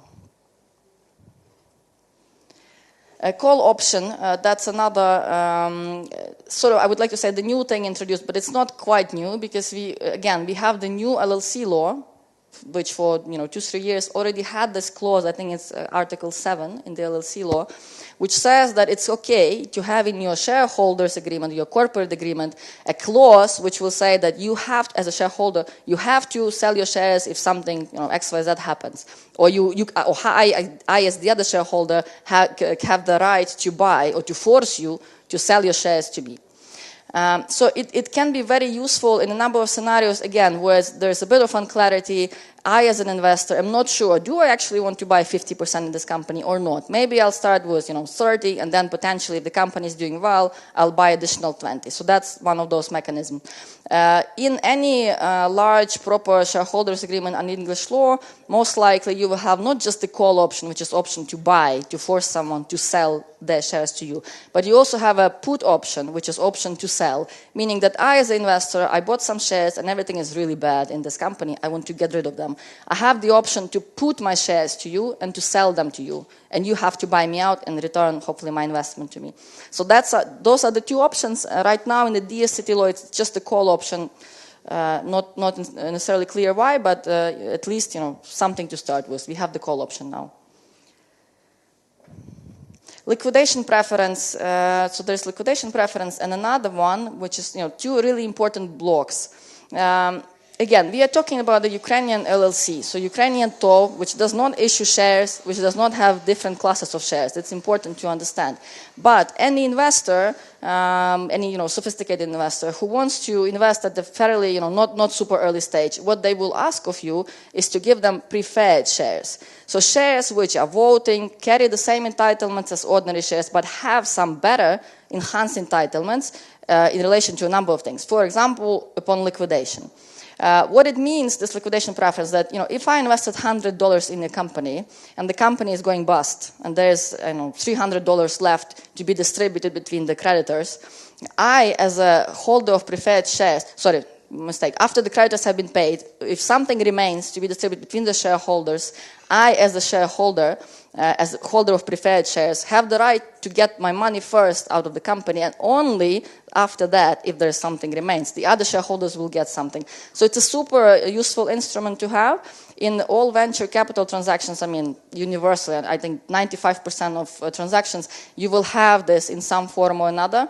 There could be different variations, and the Diia City law does not go into that much detail, which I guess is a little expected, but for your understanding, we are saying that liquidation preference within the meaning of the Diia City law is I get my $100 back. In other, there could be different structures where I say, sorry, I want two times my return, my money, right? So it could be what's called 2x liquidation preference. I get $200 out, and then everyone gets their money, if any.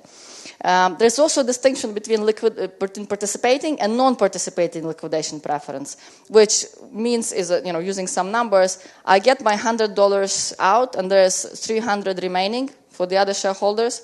If my liquidation preference is not participating, that I do not participate in the remaining $300 pro rata to my share. But if my liquidation preference is participating, then I will also take part in distribution of this $300 that remains. Again, this is just for the background, because Diia City law just talks about simple liquidation preference where it's 1x, and you just get your money back, and everyone else gets their money then. And it's very useful to have this. Let's see how this will actually work, especially in an LLC, which is a fairly simple form of doing business. And my last slide, again, the topic is huge, so it's possible to give a whole 1-hour lecture about this. I mean, very hard to overstress how important these things are. I think one of the, if not the reason, then one of the main reasons to ever use English law is to be able to have warranties and indemnities. I mean, this is super fundamental.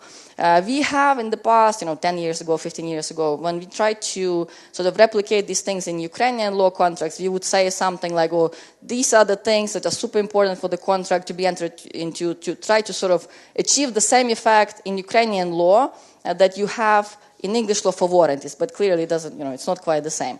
But now the legislator says to us, well, you can have warranties in your contract with a Diia City resident. And warranties are, important for the buyer because in English law and maybe, I guess, in Ukrainian law to some extent, unless I ask about the problem from the seller does not have the obligation to tell me. And that's the purpose of the warranties. I ask a whole bunch of things and I get some disclosures. I get to understand what the business is like. And if the seller tells me, I have excellent product which does not infringe anyone else's intellectual property rights, the seller gives you this warranty. And then post-closing, once you buy the company, it turns out to be untrue, you have the right to come to the seller and claim your damages. So that's warranty in a nutshell. In indemnity is even a stronger protection, which is really just an obligation to pay. The seller tells you, there's this litigation, I don't know the outcome, maybe it will be in my favor or not. And you say to the seller, oh, good, give me an indemnity. If there is some damage or something I suffer, some cost, not even damage, any cost, as a result of this litigation being unfavorably resolved, then I have the right to make a claim to you. So again, until the Diia City law, they were not in Ukrainian law at all, completely foreign to Ukrainian law, and now they are there. And it's a question of how they'll be interpreted. My take on this is that overall, it's a major change in Ukrainian law. It has to be seen how the practice will develop. Will actually anyone use these instruments and what the courts will say? So very briefly about this, if you have any questions, I'll be happy to take them either now or after the session. And at this point, because we're running a little behind, thank you so much for your attention. And I want you to listen to us. Thank you.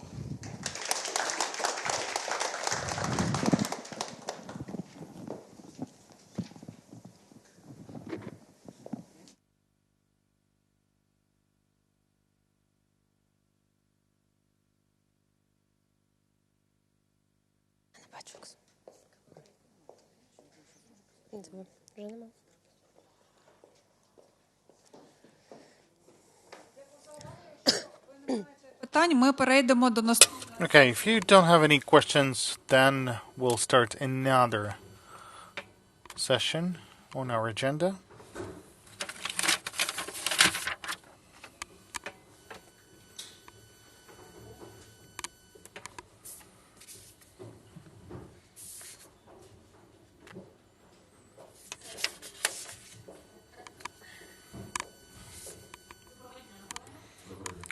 Hello. We're just waiting for our presentation. Konstantin Vasyuk. Hello. We'll start with the panel number 4. And we'll have Konstantin Vasyuk, the Executive Director of the IT Ukraine Association. We have Oksana Bulba, the Head of the Legal Department at Lux of Ukraine. And my name is Lyudmila Lapchik. I'm the Senior Lawyer at Redcliffe Partners. I would like to start our presentation right away.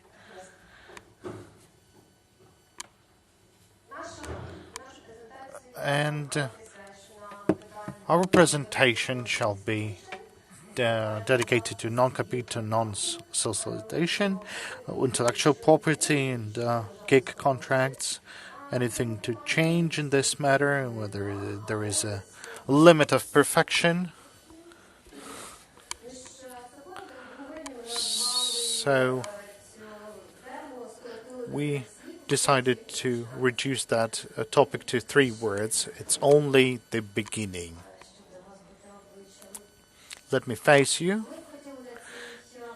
And during this panel, we would like to discuss a number of issues that are raised with the adoption of a new law, particularly with regards to significant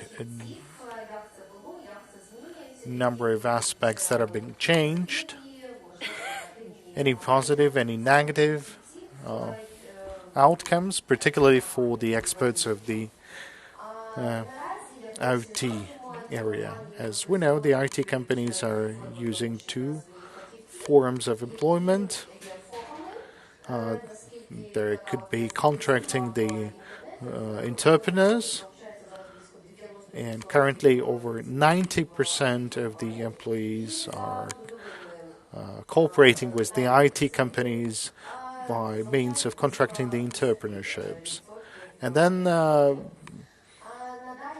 rest goes for the other 10%. Now, the new law would allow to employ experts based on contracts, based on gig contracts.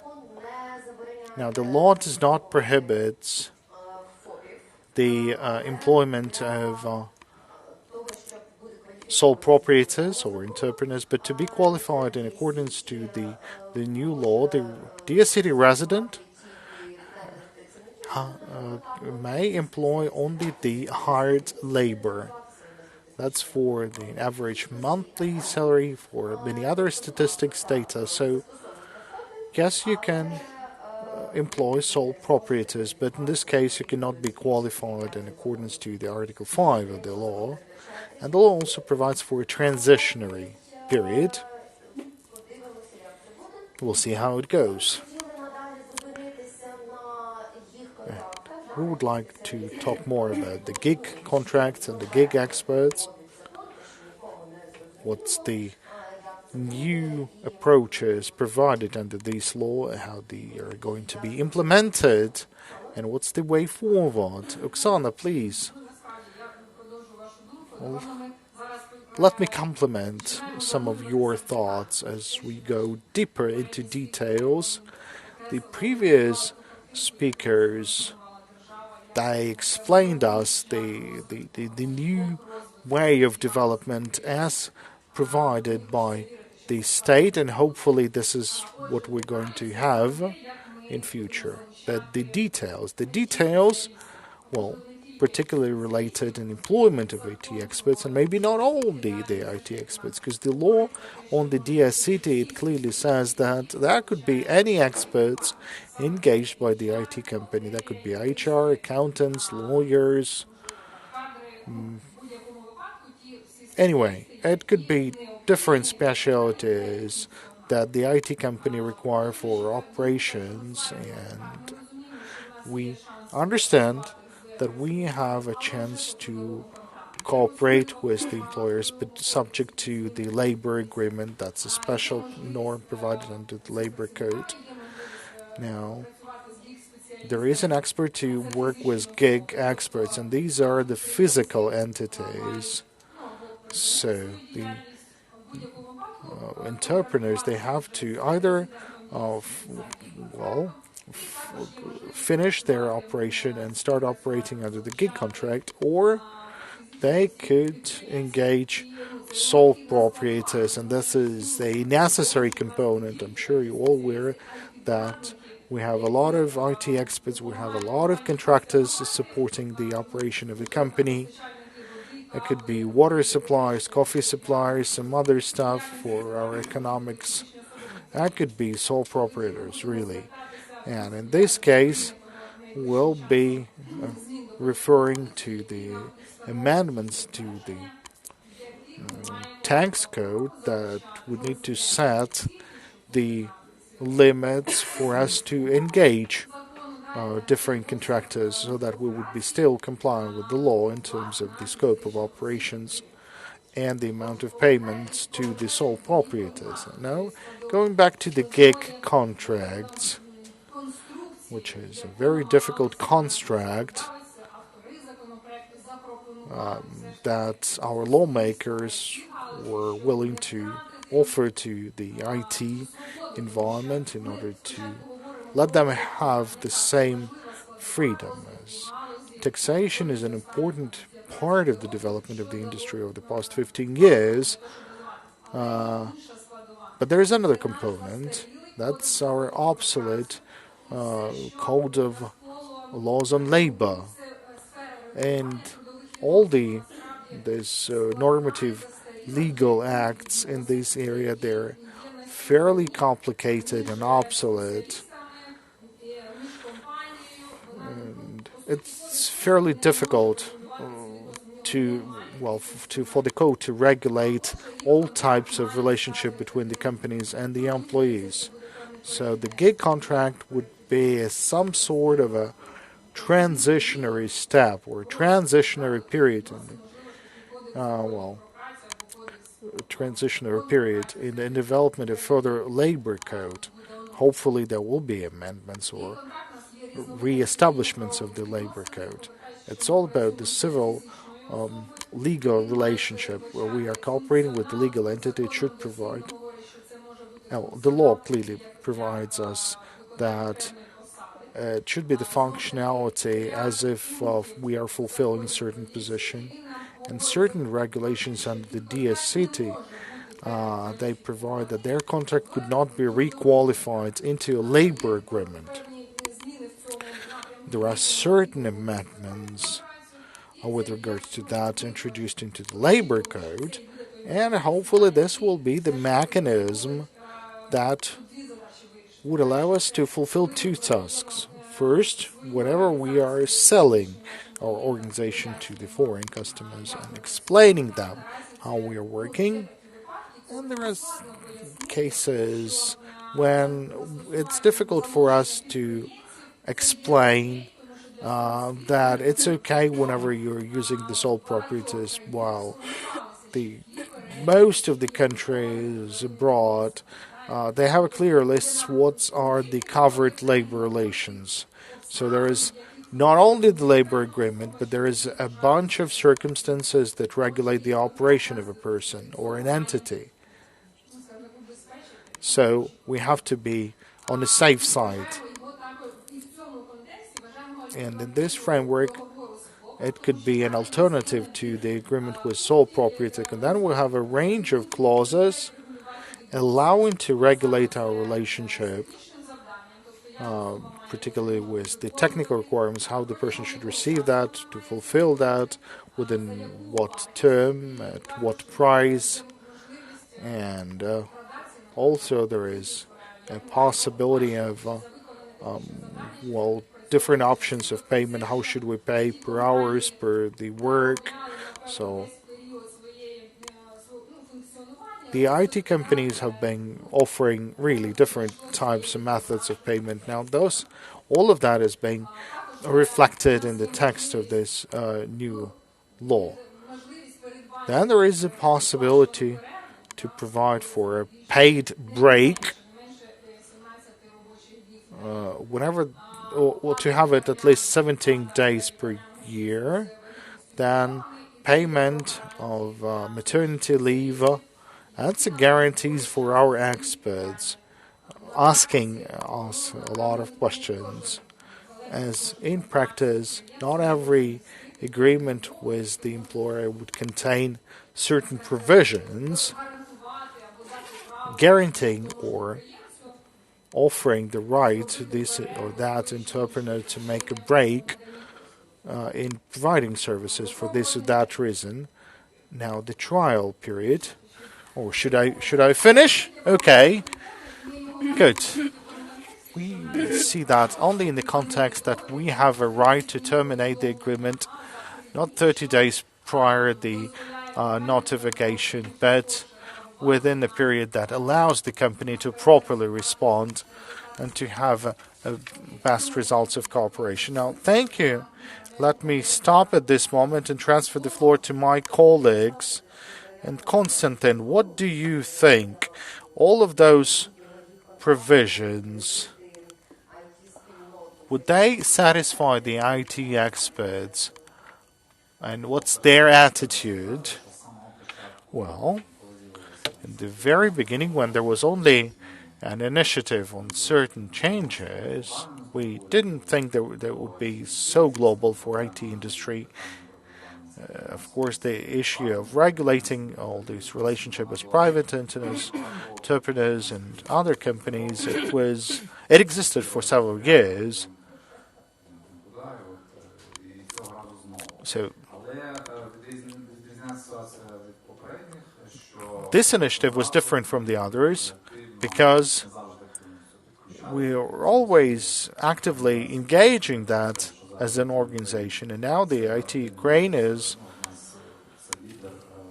the leader, is the specialized sort of association in the market, and we have over 70,000 employees working in the companies that are part of this association. So we are a fairly notable organization. And when there was a reform of the taxation system, we've joined the process from the very beginning, and we are participating in the working groups. And this draft law that we have, one was already approved, then the second one related to taxation is being considered right now. They're being properly developed by our experts. They're appropriate for the market players as the alternative business model for commercial activity of the company. Once again, I want to say that those provisions that we've just mentioned, they are fairly logical. That's an evolution of relationship. And as mentioned in the law, there will be some other regulatory acts based on this law, and particularly the registers and the procedure for becoming resident of the Diia City. This is something that we're going to engage as well.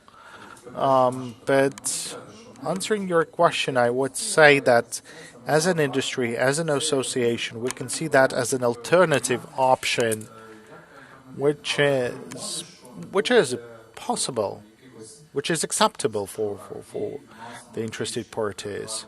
But there will be no actions against the active entrepreneurs or active companies.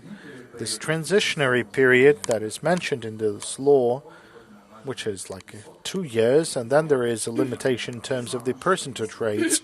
We have service suppliers, we have cooperation with the sole proprietors that will continue in the future, that transitional period. That's something that we managed to succeed in promoting, because there were other options with regards to the trial period or transitionary period, so that there will be a greater level of trust. Now there is a lack of trust to the government, to any of the projects, and it's not specifically for IT industry. With all the markets, with all the circumstances at the external market, at the labor market, we understand that having additional risks in the form of additional draft laws, this is something that we don't need. It's not going to be for the sake of the business. And those figures that were mentioned today by the association, we have some other some hours, like indicators per expert, per data bot, and things like that.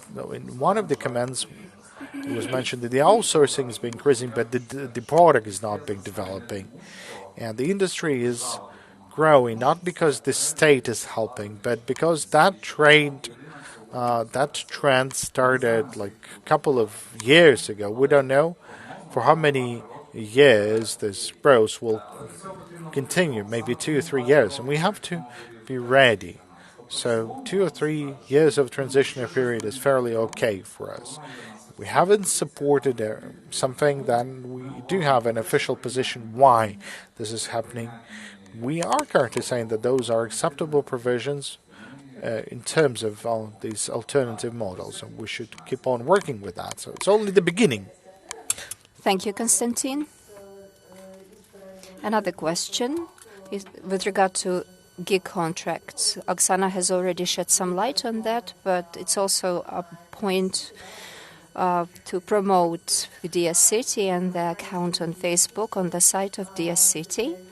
Specialists, I don't know what level specialists they are, but they provide specific answers to specific questions, in particular whether there are any risks that their contracts will be qualified as hidden or covert labor relations.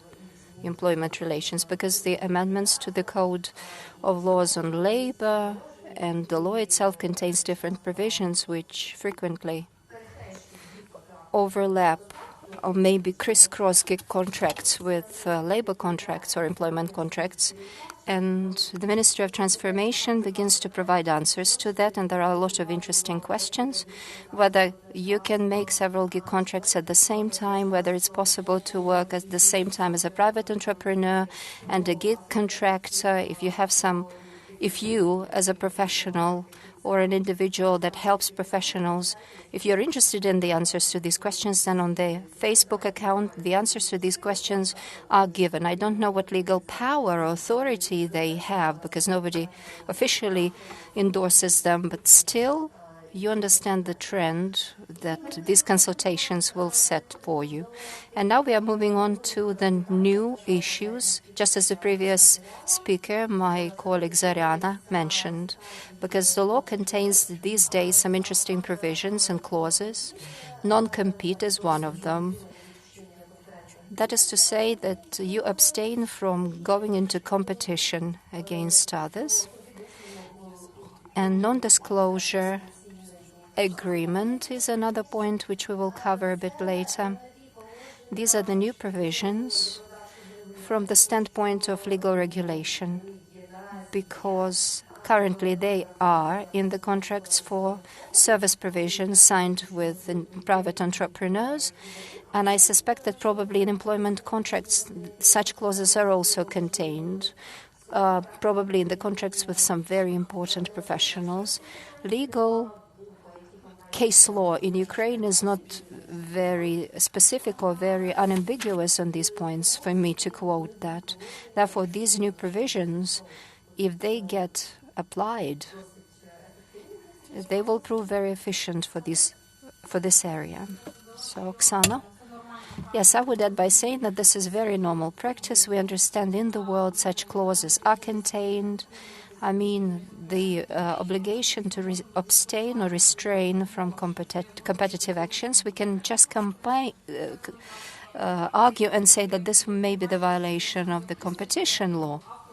But still, I can see that the authors, the makers of this law, pursuing the pathway of the experience of some avant-garde and advanced jurisdictions when they sign a specific contract which can be recognized by law as a compliant with one that complies with the law and then achieves the purpose. And the major purpose is to preserve the confidential information owned by the company. We understand that it remains valid for a certain period of time, but just like before Diia City, a company would have to assess which information is valuable for it, who the recipient of this information should be, and what it can offer in order to protect this information and secure it.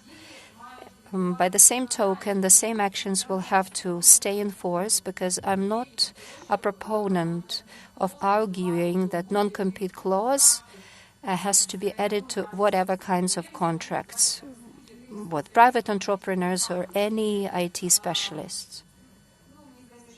To me, it seems that this is not valid enough. There's not enough practice. The company itself will have to make a reasonable decision. Concerning case law in Ukraine, court practice in Ukraine will eventually prove to us how we should interpret this and how to expand the practice of signing such contracts with all our colleagues, or maybe with just a select number of such colleagues, and include their non-compete clauses. I would like to remark that as of today, the law very explicitly writes that non-compete agreement has to be payable. That is to say that the individual is entitled to fair compensation for his or her abstaining from competition. And the second provision, in addition to having specifically defined territory, specifically defined term of validity, everything has to be very well reasoned. It's not just a whim of the company. And another important point to say that violations or infringements of such obligations on non-compete clauses. Compensation is also provided, that the professional will have to pay this company if he or she violates this non-compete clause. How this is going to be implemented, at the moment I don't know a certain court decision that would successfully enforce the violation of non-compete clauses, but I hope that we will see that in the future. And I would also like to add that amongst professionals there are a whole raft of different misunderstanding points and lots of different interpretations concerning this particular part, that the company can use this particular clause of your contract within its own interests, that the interests of the professional will be violated, it will be to the detriment of you as an employee. So at the level of the company, this also requires, also at the level of the respective departments and HR personnel, additional work needs to be done. It's not frightful, but I still believe there are more meaningful and other things fraught with greater risks than this chapter. But we are always afraid of the stuff which is dark for us, black box. But at the same time, this comprehensive change also requires comprehensive approach in terms of training, upgrading the knowledge and awareness of your employees so that people are confident and they can concentrate on their obligations rather not on how the company will twist their arms. So this is my comment. So I don't have many reservations. And once again, in order to protect the interests of the professional, the law offers also a new other article which guarantees free will when signing a contract, when concluding an employment contract. Once again, so this is non-compete action.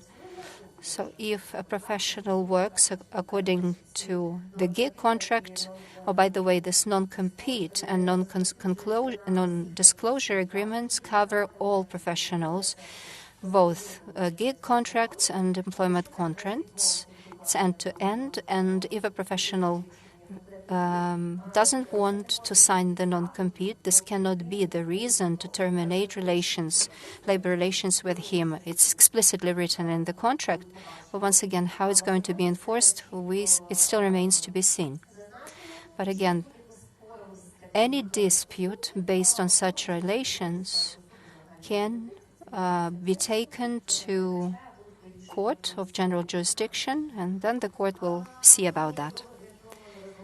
Talking about non-disclosure agreements, well, we have slightly touched upon that. We would also like to say that this agreement must be specifically defined, the list of points which make this commercial, secret and confidential information. Everything has to be very clearly defined, just like many other provisions which are part of this law. Getting back to our previous discussion when we spoke about the fact that the law protects both the interests of the residents of Diia City and employees, we can never identify that everything is prohibited for disclosure. On the contrary, things have to be very clearly defined and written and set out which provisions this non-disclosure agreement covers, which restricts the rights of the professional respectively in which particular area. Well, we are running out of time. Let me just once again add that the prudent approach of the company in terms of it protecting its own confidentiality will become the pledge of the success. This is the toolkit available universally in the world. It's just something that has been added to the legal area, to the legislation, because previously we didn't have this variety of contracts, and we as lawyers would have to add something to the previously existent ones. So, once again, we expect you to act prudently, judiciously, and I hope that this will result in correct legal practice. But that's again remains to be seen.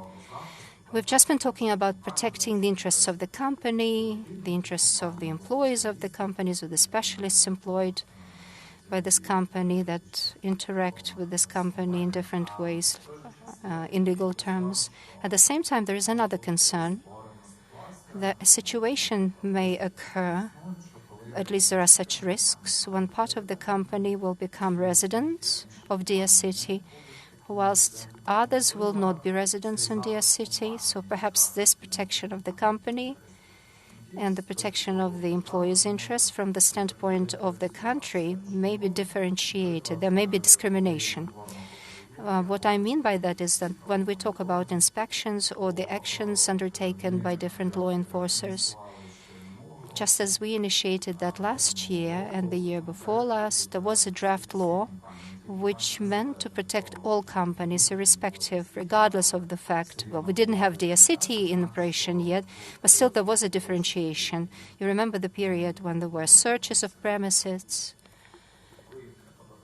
and when they confiscated or withdraw different pieces of computer terminals, etc. Different stories were recurring.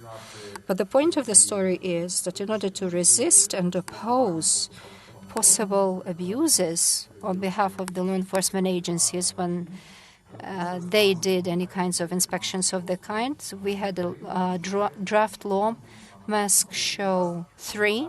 So this was the third installment of this draft law. So once again, to prevent that these violations would take place. So such draft law has just been through the committee first reading, but we at the level of our association, at the level of our industry, we do believe that either this draft law or a similar draft law with such norms will definitely have to be put into operation with that additional guarantees to prevent pressure on companies that may disagree to any changes in their business models. But of course, amending of such laws may happen. So this is for you to understand that we are very clearly and tightly observing all of the changes. We are also actively participating in the development of the respective bylaws, and we are in constant communication with our fellow colleagues and counterparts. There are a number of different risks, but we are definitely welcoming these changes because they are for the better, they are constructive. Yes, I couldn't agree more, because within the framework of the law, we need to ensure legal certainty, whether the requirements to their contracts or the preferences provided by the law are just, fair, unfair. Practice, of course, will bear witness to that, once again, through its enforcement. But now, because of the benefits that this law gives us, is the provision of legal certainty, ensuring legal certainty, because all of the parties to the contract will definitely see what they can rely on when they begin to insist on fulfillment of their legal rights and entitlements. So to wrap up our today's presentation, once again, this law targets and aims at legal certainty in the issues of intellectual property. Certain changes have been introduced. Some template provisions have been amended. And now the law provides for personal non-property rights as well as property rights transition. On what legal grounds the transition of these intellectual property rights may take place. So previously, there was a legal gap. Loopholes were there before that, and certain legal clauses were written in consultations with IT specialists, but still legal certainty was lacking. But now we have achieved the point where everyone understands who gets the entitlement to property rights.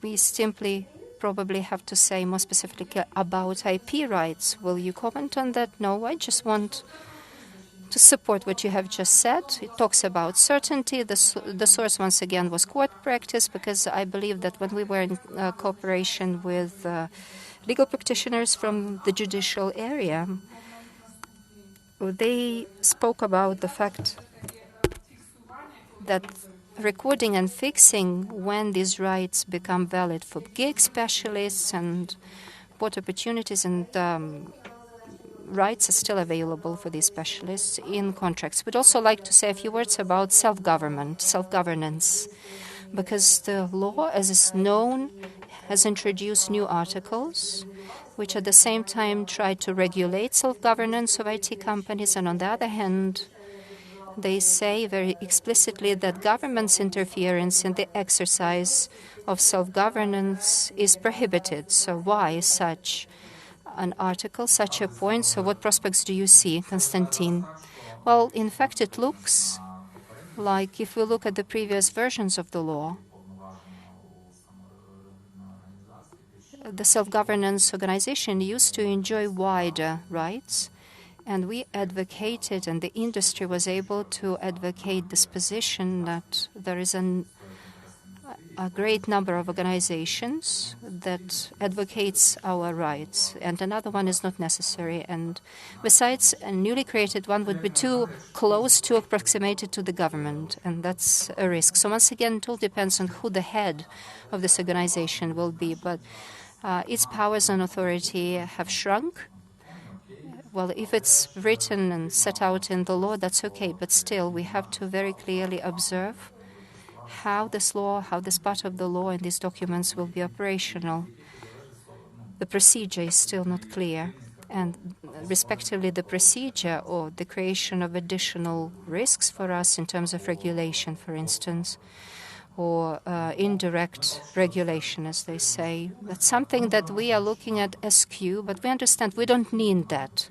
The industry does not need that. As an organization itself, well, because the law speaks in favor of that, well, we just say okay to that, but it all depends heavily on how it operates, who will run it, like the public council, for instance, composed of the representatives of the industry. How efficient it will be, once again, time will show.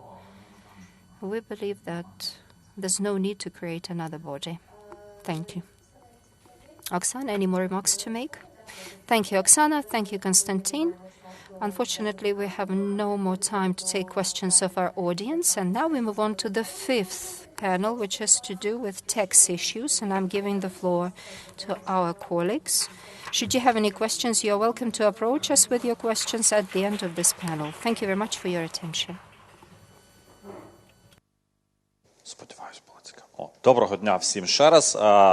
Поки ми тут Good afternoon, everyone. Once again, while we are still changing the furnishing for the text issues, once again, I would like to say thank you for this opportunity to join us both offline and online on YouTube, on Facebook accounts, and perhaps on other links that you have obtained as an invitation to today. Serhiy and I, let me introduce immediately who we will be talking and what about. Serhiy Varlamov has one of the most difficult topics to cover and one of the easiest ones, because we were planning this event sometime in September or mid-August, and we were thinking of getting all of us together and speak more specifically about draft law 5376, which was voted for in the first reading, and then the Ministry of Digital Transformation at the level, and in the battlefield with the Ministry of Finance, which was an unequal battle at the level of working groups. Between the first and second readings, well, they came up to be the winner, but we don't know 100%. We cannot argue for sure what regime of taxation will be. Therefore, I'm giving the floor to Serhiy Varlamov. Probably know him because he used to be the head. For more than 1 year, he was a head of the State Tax Service of Ukraine, and before that he had been Deputy Minister of Finance. Basically, he knows very well how policies in taxation are shaped, and I hope that we will be able to provide the answers to the most painful issues and the greatest number of bottlenecks which worry the representatives of the industry. Serhiy, hello, can you hear? Can you see us well? Greetings. Yes, I can hear and see you well. Wonderful. Then the first question I would like to begin with is it is expected that the new legal and taxation story will be launched on January 1st 2022. So in fact, we only have 1.5 months before that. Do you think it's enough for a business or for the business environment to make an investment decision to go to a new Silicon Valley? Understandably, there's very little time left. All of us, we know about the rule of 6 months, which holds true for tax innovations, and this draft law work is still going on. The work is still in progress, and not too many plenary sessions are available, and yet the law on the state budget hasn't been voted in effect. Therefore, ahead of us is still a lot to do, given the timeline, the 45 days. Because the majority in the parliament are consolidated, I still stick to the opinion that this draft law will be supported. Concerning the transition, business has been preparing, surely. Before I began to work for the public service, I had spent a lot of time in international consultancy services. I know how decisions are taken in the business environment. Businesses usually do get ready, but because this draft law has still not been voted in effect, still hasn't been signed, therefore, within this short term, at such short notice, it will not be very comfortable for businesses to operate. But this is just in relation to this issue. Thank you. Another provocative question. Today we have asked several speakers this question. Do you believe that the guarantee of 25 years for the validity of this regime, both in legal terms and in terms of the timelines, will definitely stand a long time? Or do we have to prepare for arbitration? Well, it's a multidimensional question. And my approach to this regime would be as if to an experiment. There's too many factors in play. And I would even say that this experiment is the result of a compromise. Because a couple of years ago, when the idea of the Diia City was born, it was far more radical. And there was not a compromise that we have it right now in between of the MDT and the industry. So that level of compromise did not exist. So this experiment, it exists. Can it stay active for 25 years? Well, I'd say logically it's, well, not really. But the simplified taxation system already exists in Ukraine for 20 years. It transforms, but except for certain, changes in 2014 and 2014, it never went any worse. It has become, in fact, more loyal to the entrepreneurs. The second example of the experiment was the alternative sources of energy.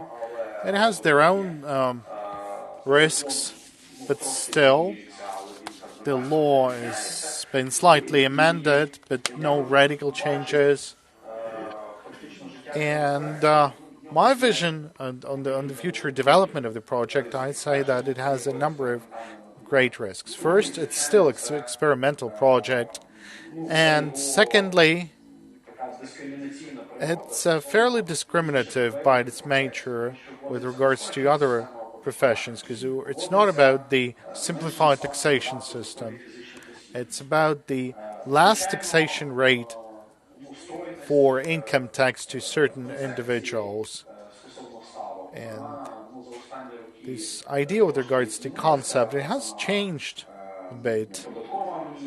The tax amnesty was amended. There are different rates for passive and active incomes, but the salary rate was left fairly unchanged. So the only positive thing about the state budget not seeing the incomes from the single tax as they're being sent to the local budgets. So therefore there's not going to be a direct loss on the part of the general fund of the state budget, but still it poses a risk and can result in certain amendments to the law or certain decisions by the Constitutional Court or other courts, but this risk is not new to Ukraine. People live with that.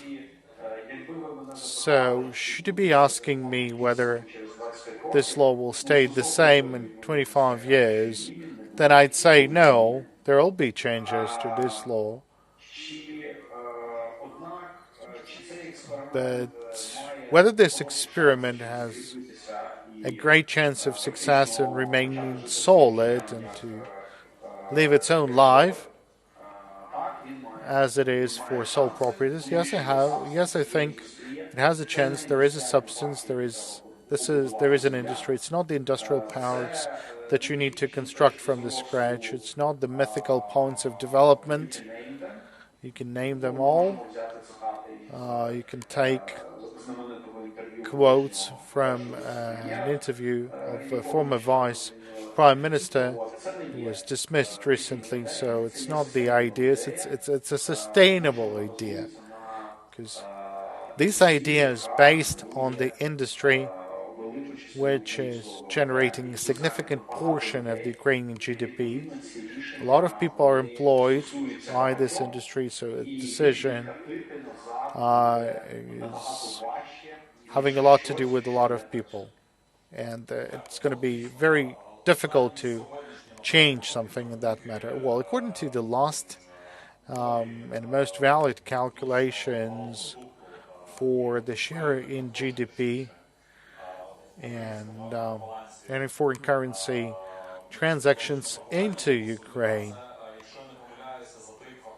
over the 3 quarters of this year, over 4.8 billion of USD were transferred to Ukraine as coming from this sector. So still, it's a fairly solid data. We all understand that the model or some sort of all-round support to sole proprietor, it worked. It was legal. It is legal, and the state was not receiving too much out of that. That's an interesting question. It's all about the risks of requalifying the relationship with the sole proprietors.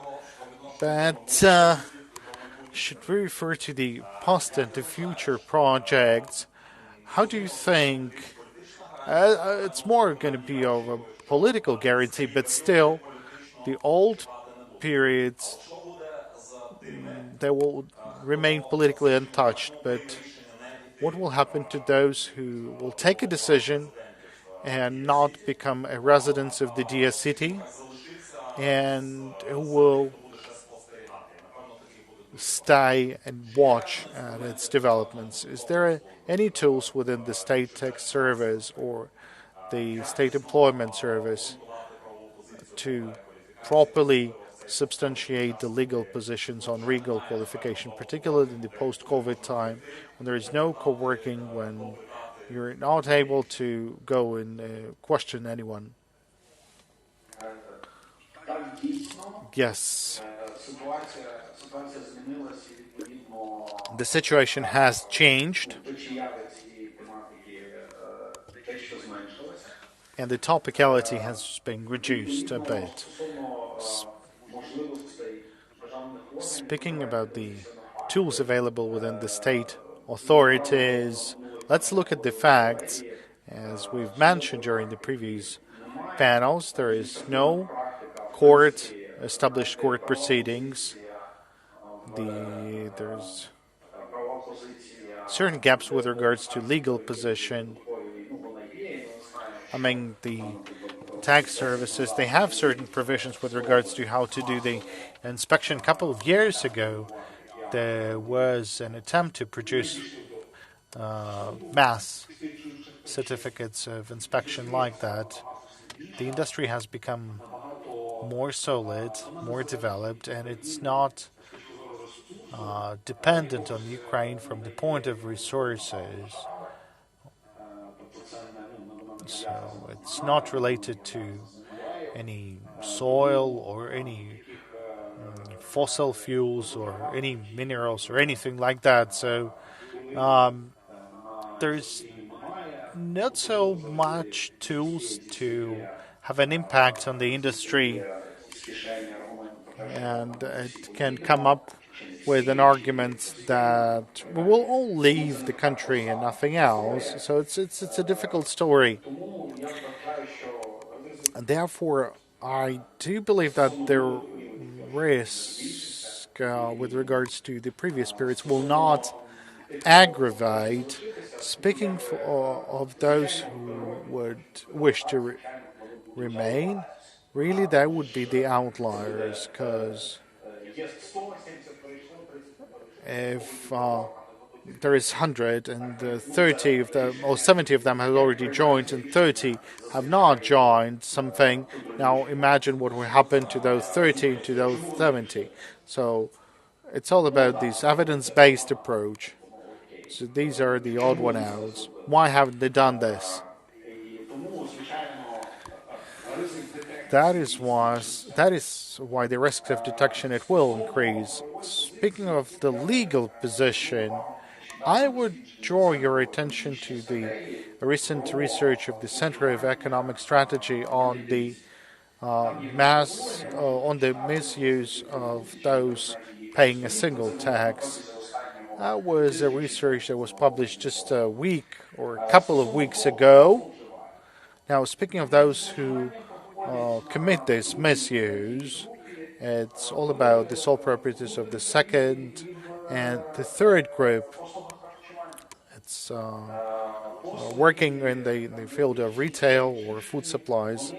The IT or legal services, they are rendered without any significant cases of misuse. And to the left, you can see a scale that, like 1, 2, 3, or 4. That's the level of misuse. So the restaurants and retail at second or third category, they would be having 4th to 5th rank, but the IT services, legal services, consulting services, now that would something that would rank to like 1.5 to 2. Whether the IT experts are the main violators, no, they have the substance, they have, every hryvnia they receive would be properly taxed, and one of the criteria of reaching the upper limit and switching to another category of sole proprietor is something that we almost never see. Speaking of the substance, the legal position would be the same, but for the courts and for public authorities within the Diia City, they will be having a large argument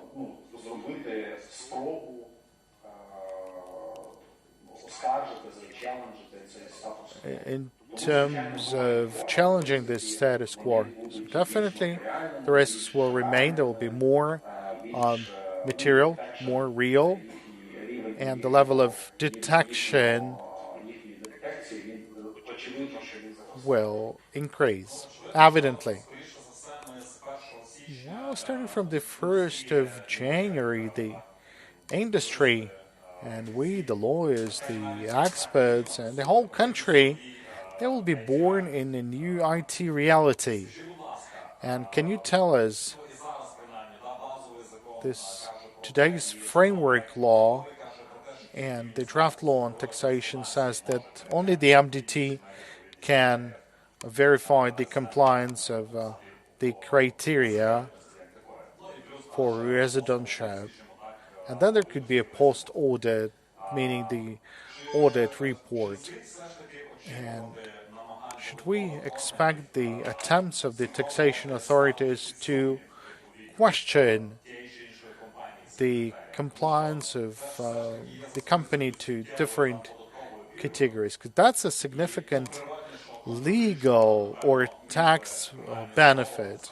So maybe the taxation authorities would try to question those tax benefits. Look, I want to share with you a story and share an experience that I have with regards to what is the state governance and what is the delimitation of powers on authorities. Now, so that's something to the left and something to the right. Now, to the right would be the capabilities of certain state authorities to fulfill the functions. And we took this path in Ukraine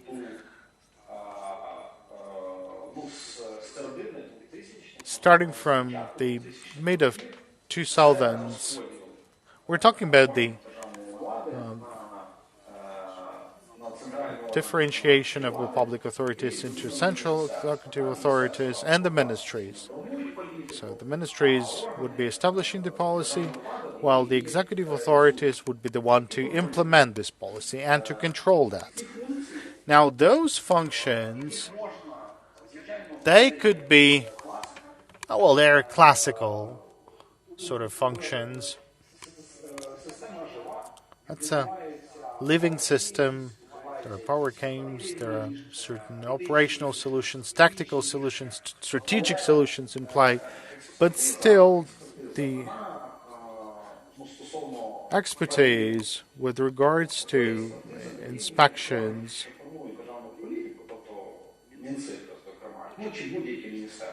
speaking on the MDT or any other ministries, there is no such expertise because they've got different objectives to fulfill. And speaking on the self-renewed threat, that exists as well, meaning the agency that came up with the policy and then starts to verify the compliance with that policy. Now, in this case, that ministry is becoming engaged and is unable to make an inadequate decisions because this ministry is going to be biased or that agency is going to be biased.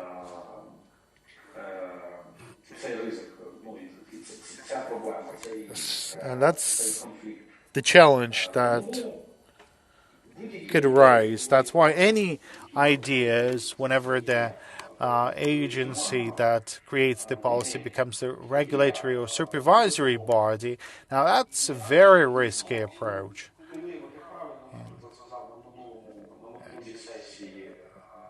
During the previous session, the representative of the industry, I think Konstantin, he was absolutely right to mention that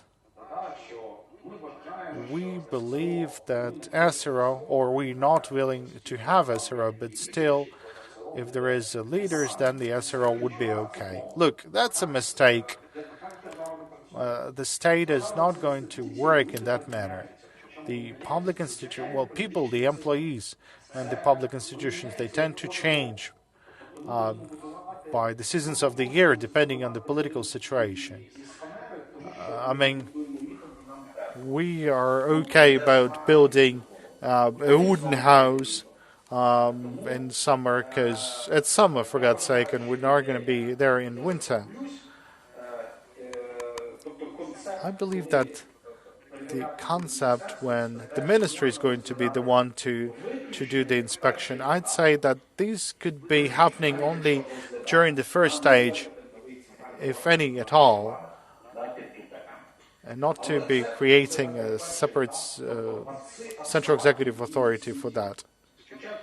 So that's going to be the first stage. At first, the Diia came up with this idea, then part of them turned into the supervisory body, or the body that is implementing state policy in the sphere of this industry, and then having institutionally completed all these developments, having institutionally created the agencies, this agency will become separate and or its supervisory regulatory functions will be delegated. So the ministry will remain the licensing agency.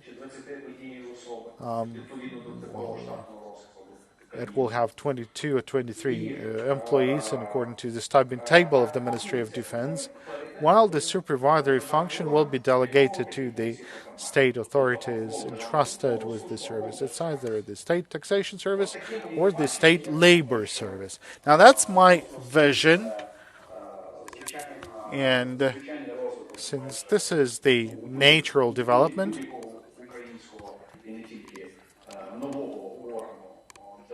for any public agency, I think this is something that you might expect. Thank you, Sergey. You can't. Well, let me put it in a simple words. We cannot say that this function at certain stage of political development could be transferred to the state taxation service. Okay, Sergey, I have another question. I think that's going to be the last one and the most practical one. It's evident that those not having any presence in Ukraine, for them the establishment of a new company and shifting its focus to the Diia City, that is creating the presence in Ukraine, would result in many legal questions and many other questions. And Ukraine indeed has implemented a lot of actions on developing the taxation database. But still, as an example, for example, I'm having a good startup with my friends. We've came up with the new Hyperloop. And so we've decided to establish the Cyprus, like Malta company, C Corp, for example.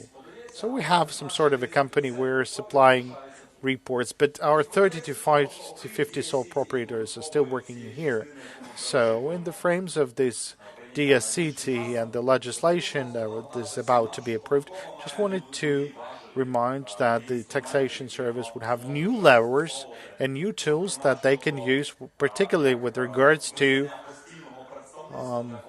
identifying the permanent place of residence for a non-resident that is concluding contracts, or declaring certain foreign company Ukrainian ones. That is why all the revenues that I got from Malta, they will become subject to the taxation efforts in Ukraine. And we also have rumors that the Ministry of Finance and the State Migration and the State Taxation Service, they're already thinking how to use these new tools. So your vision on the future scenarios is every R&D center, any structure that we have in Ukraine, particularly if it's being under control of the foreign element, would that structure be under risk? There is always a risk. Risk is always there. First of all, some 10 years ago, in our tax code, this article appeared, this norm about constant representative officer that has to be based in Ukraine.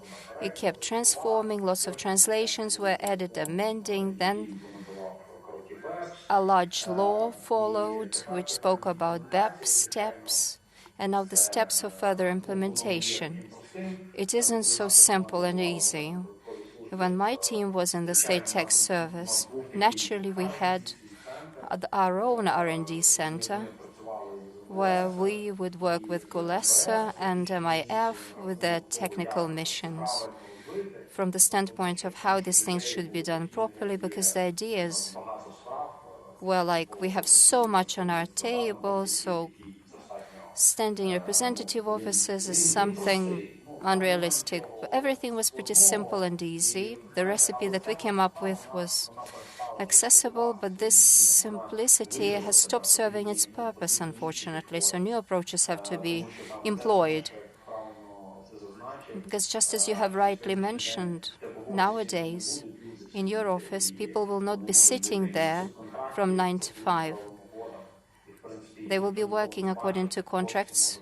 They will probably never be seen in your office, where there will be only 5 employees working on a constant basis. That is to say, there are multiple options available.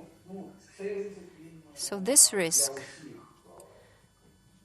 holds valid for all businesses, and year in and out, it will get more and more tangible.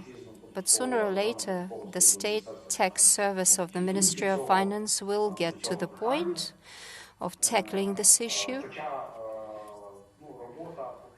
Although the work on these representative offices is more to do with ideology, because a standing representative office should be operational by the bodies that deals and engages in investments. This is from my personal standpoint, and therefore the state tax service should not replace this agency or body whose function is to assess the possibilities of the would-be investment and the maturity of these organizations.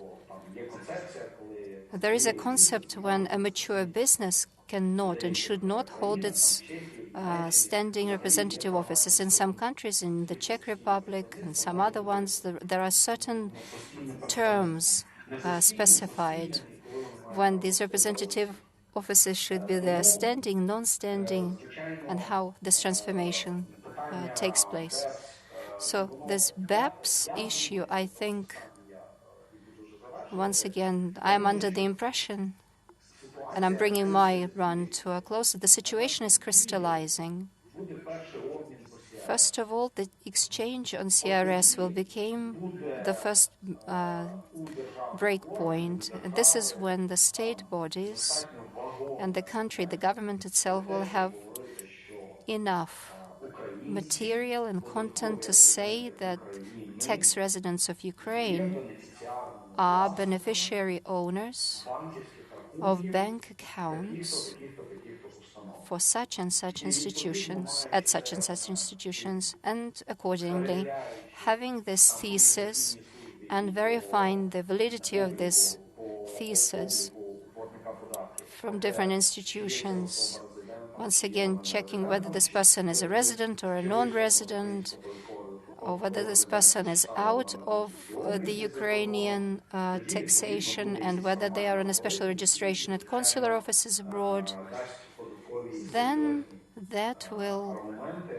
provide us with some serious additional arguments and facts to radically and drastically change our approach concerning the standing representative offices. Otherwise, we will stick very much to today's practice of inspections when you don't have a certain entity within your country and that cannot be verified. Once again, law enforcement agencies are to deal with that, but tax inspection is not up to it. They are not authorized to do that, these bodies. Okay, thank you very much. Before I give the floor to the audience members, still I would like to ask you a very brief question. Your recommendations to the first residents of Diia City from taxation point of view. The recommendations or tips are all about getting all of the necessary documentation, explanations, necessary rulings, taxation consultations and advice, to get all of the generalizing explanations from the Ministry of Finance. So basically, you will have to force these agencies to work in compliance with their promises, because promises get forgotten very quickly, just overnight. And all of the people that you can deal with, at a later point, suddenly, they say that they cannot affect the decisions anymore. Political cycles are also changeable. We cannot predict or foresee what will happen in the future 100%. But what is being promised currently is to be recorded and fixed in additional records. So these are letters, taxation explanations of general character, specific character, just as I have said. From my capacities, which I have at my disposal, and from my perspective,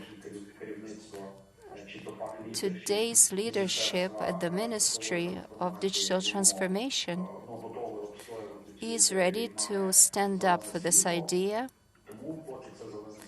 They're champions of light, and they're shedding the green light to the businesses, so you definitely need to take advantage of that in order to enhance your legal position as well as your status with the respective consequences for the periods that have passed and the ones that are still upcoming, at the point when you mean to enter the specialized system of regulation and taxation, which is called Diia City. Thank you, Sergei. So in summary, obtain notices, taxation, consultations, and just enjoy being a resident of Diia City. You will definitely never be sad.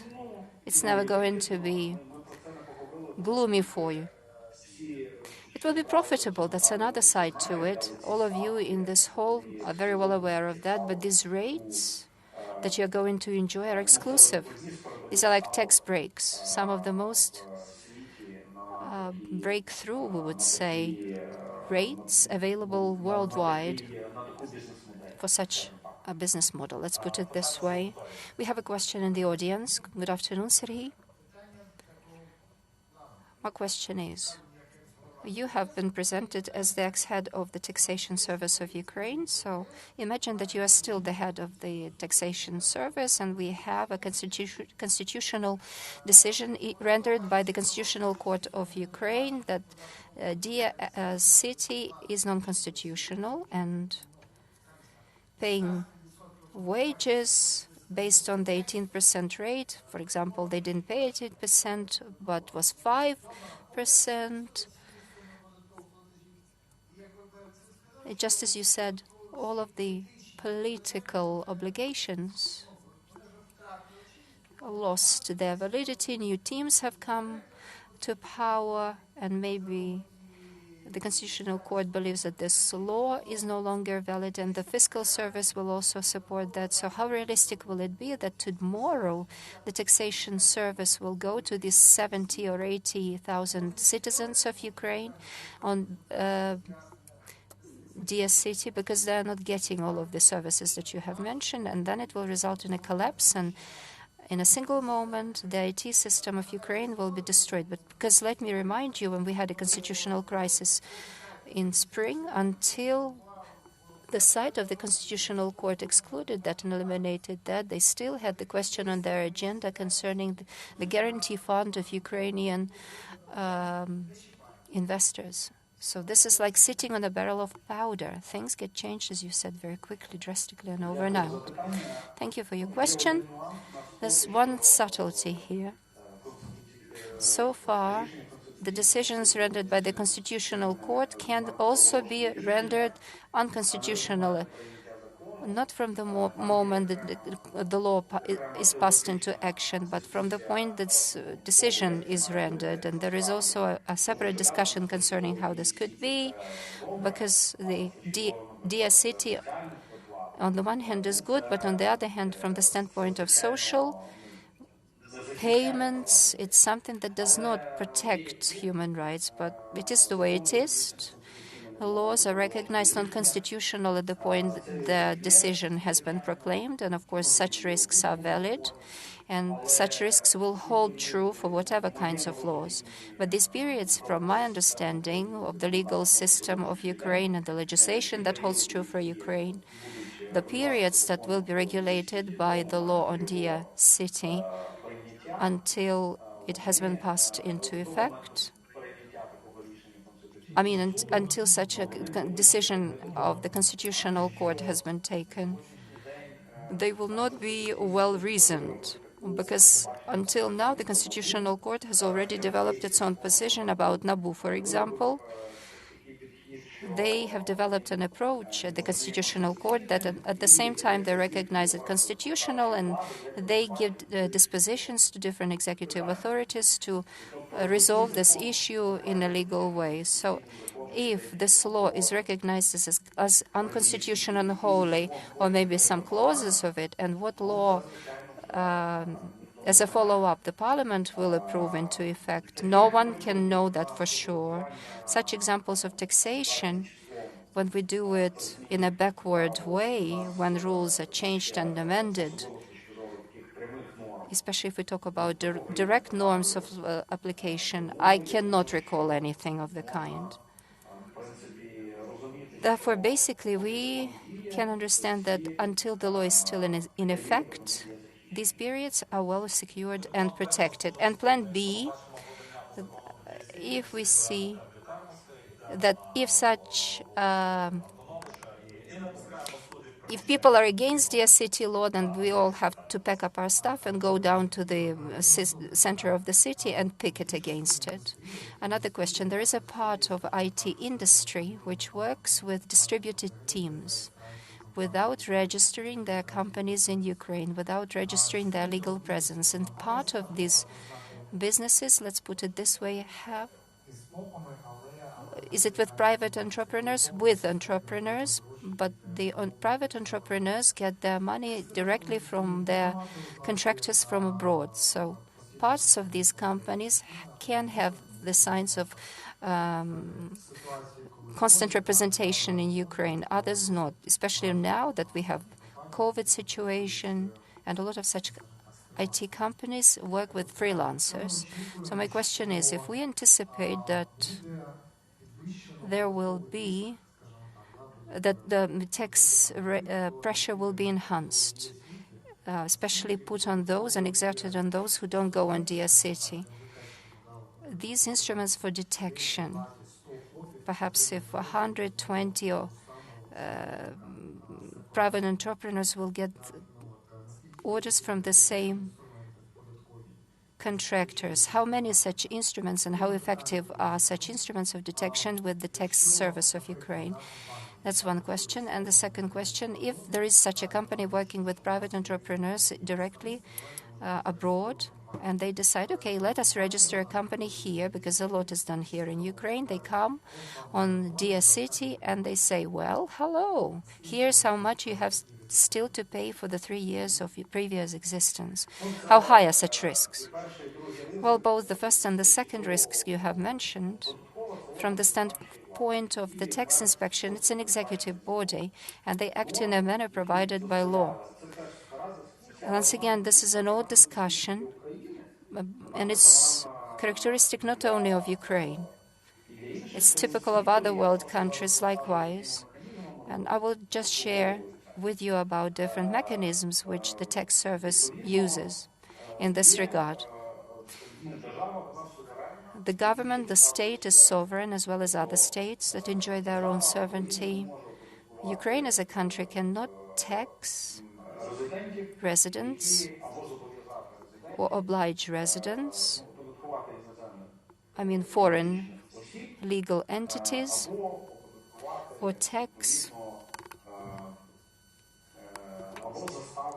or rather force such non-residents to register their representation in Ukraine in line with current legislation. Therefore, these risks that you have mentioned, both the former and the latter ones, are still there, theoretically speaking.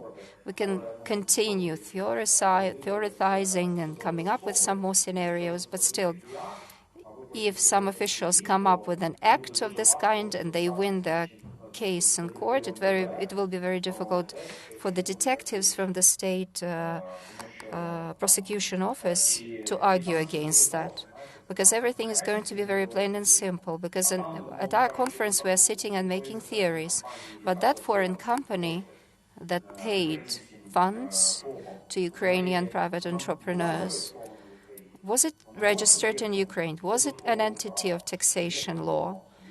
No, it wasn't. Therefore, how can we put taxation on it? Because taxation is only incumbent on residents, and residents have to have their representative offices within the country. The second part of your question is more interesting. Yet the law has no retroactive force unless you are an entity of the Ukrainian legislation. And if you are a non-resident, once again, you cannot be taxed. This is my understanding from your spontaneous question. This is my spontaneous impromptu answer, but this is what it seems to me. How this is done in the world? Well, in the world they adopt laws. In our country, partially. This was also done through the perspective of the tax imposed on Google. This is not a tax on the source, but on the recipient of funds.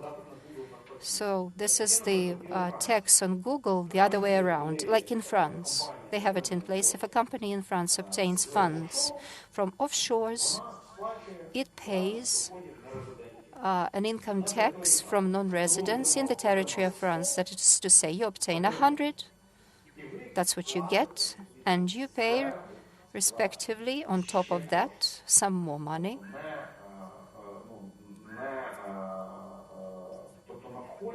At the entry point, taxation is placed on this money. And the same goes for some other countries.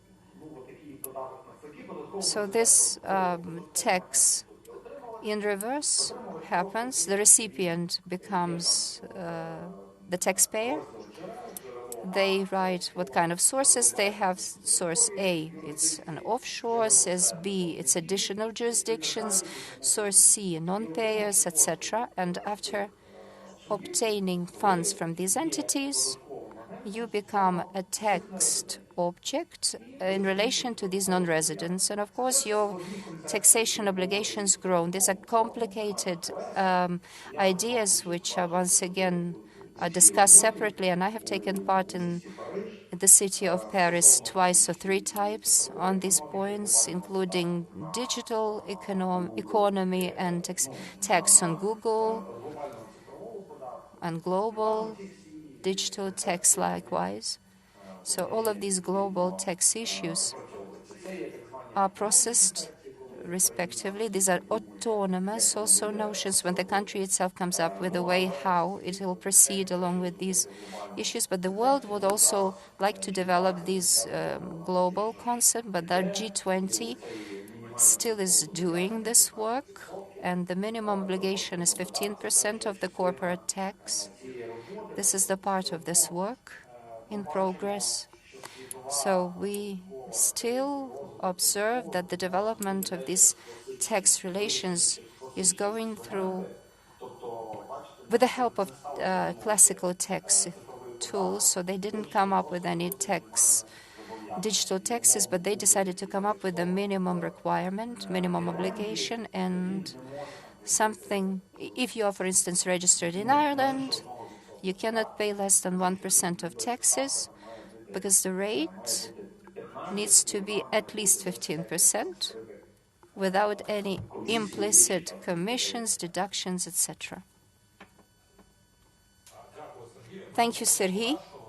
We are going to bring it to a close. Once again, on behalf of the audience, both online and offline audiences, I would like to thank you for making time and communicating with us about these really difficult points, because starting with January 1st, 2022, a new legal and tax reality lies ahead of us. Once again, thank you, and I hope that we will still have another opportunity after this tax draft law is voted into effect overall. So, dear colleagues, once again, thank you for coming here today. Although we are in the red zone, but in compliance with all of the requirements, we have been able to come and listen to the position of the government in the person of the Deputy Minister of Digital Transformation and big business representatives and representatives of product and service provision companies. I sincerely hope that in a year's time, for example,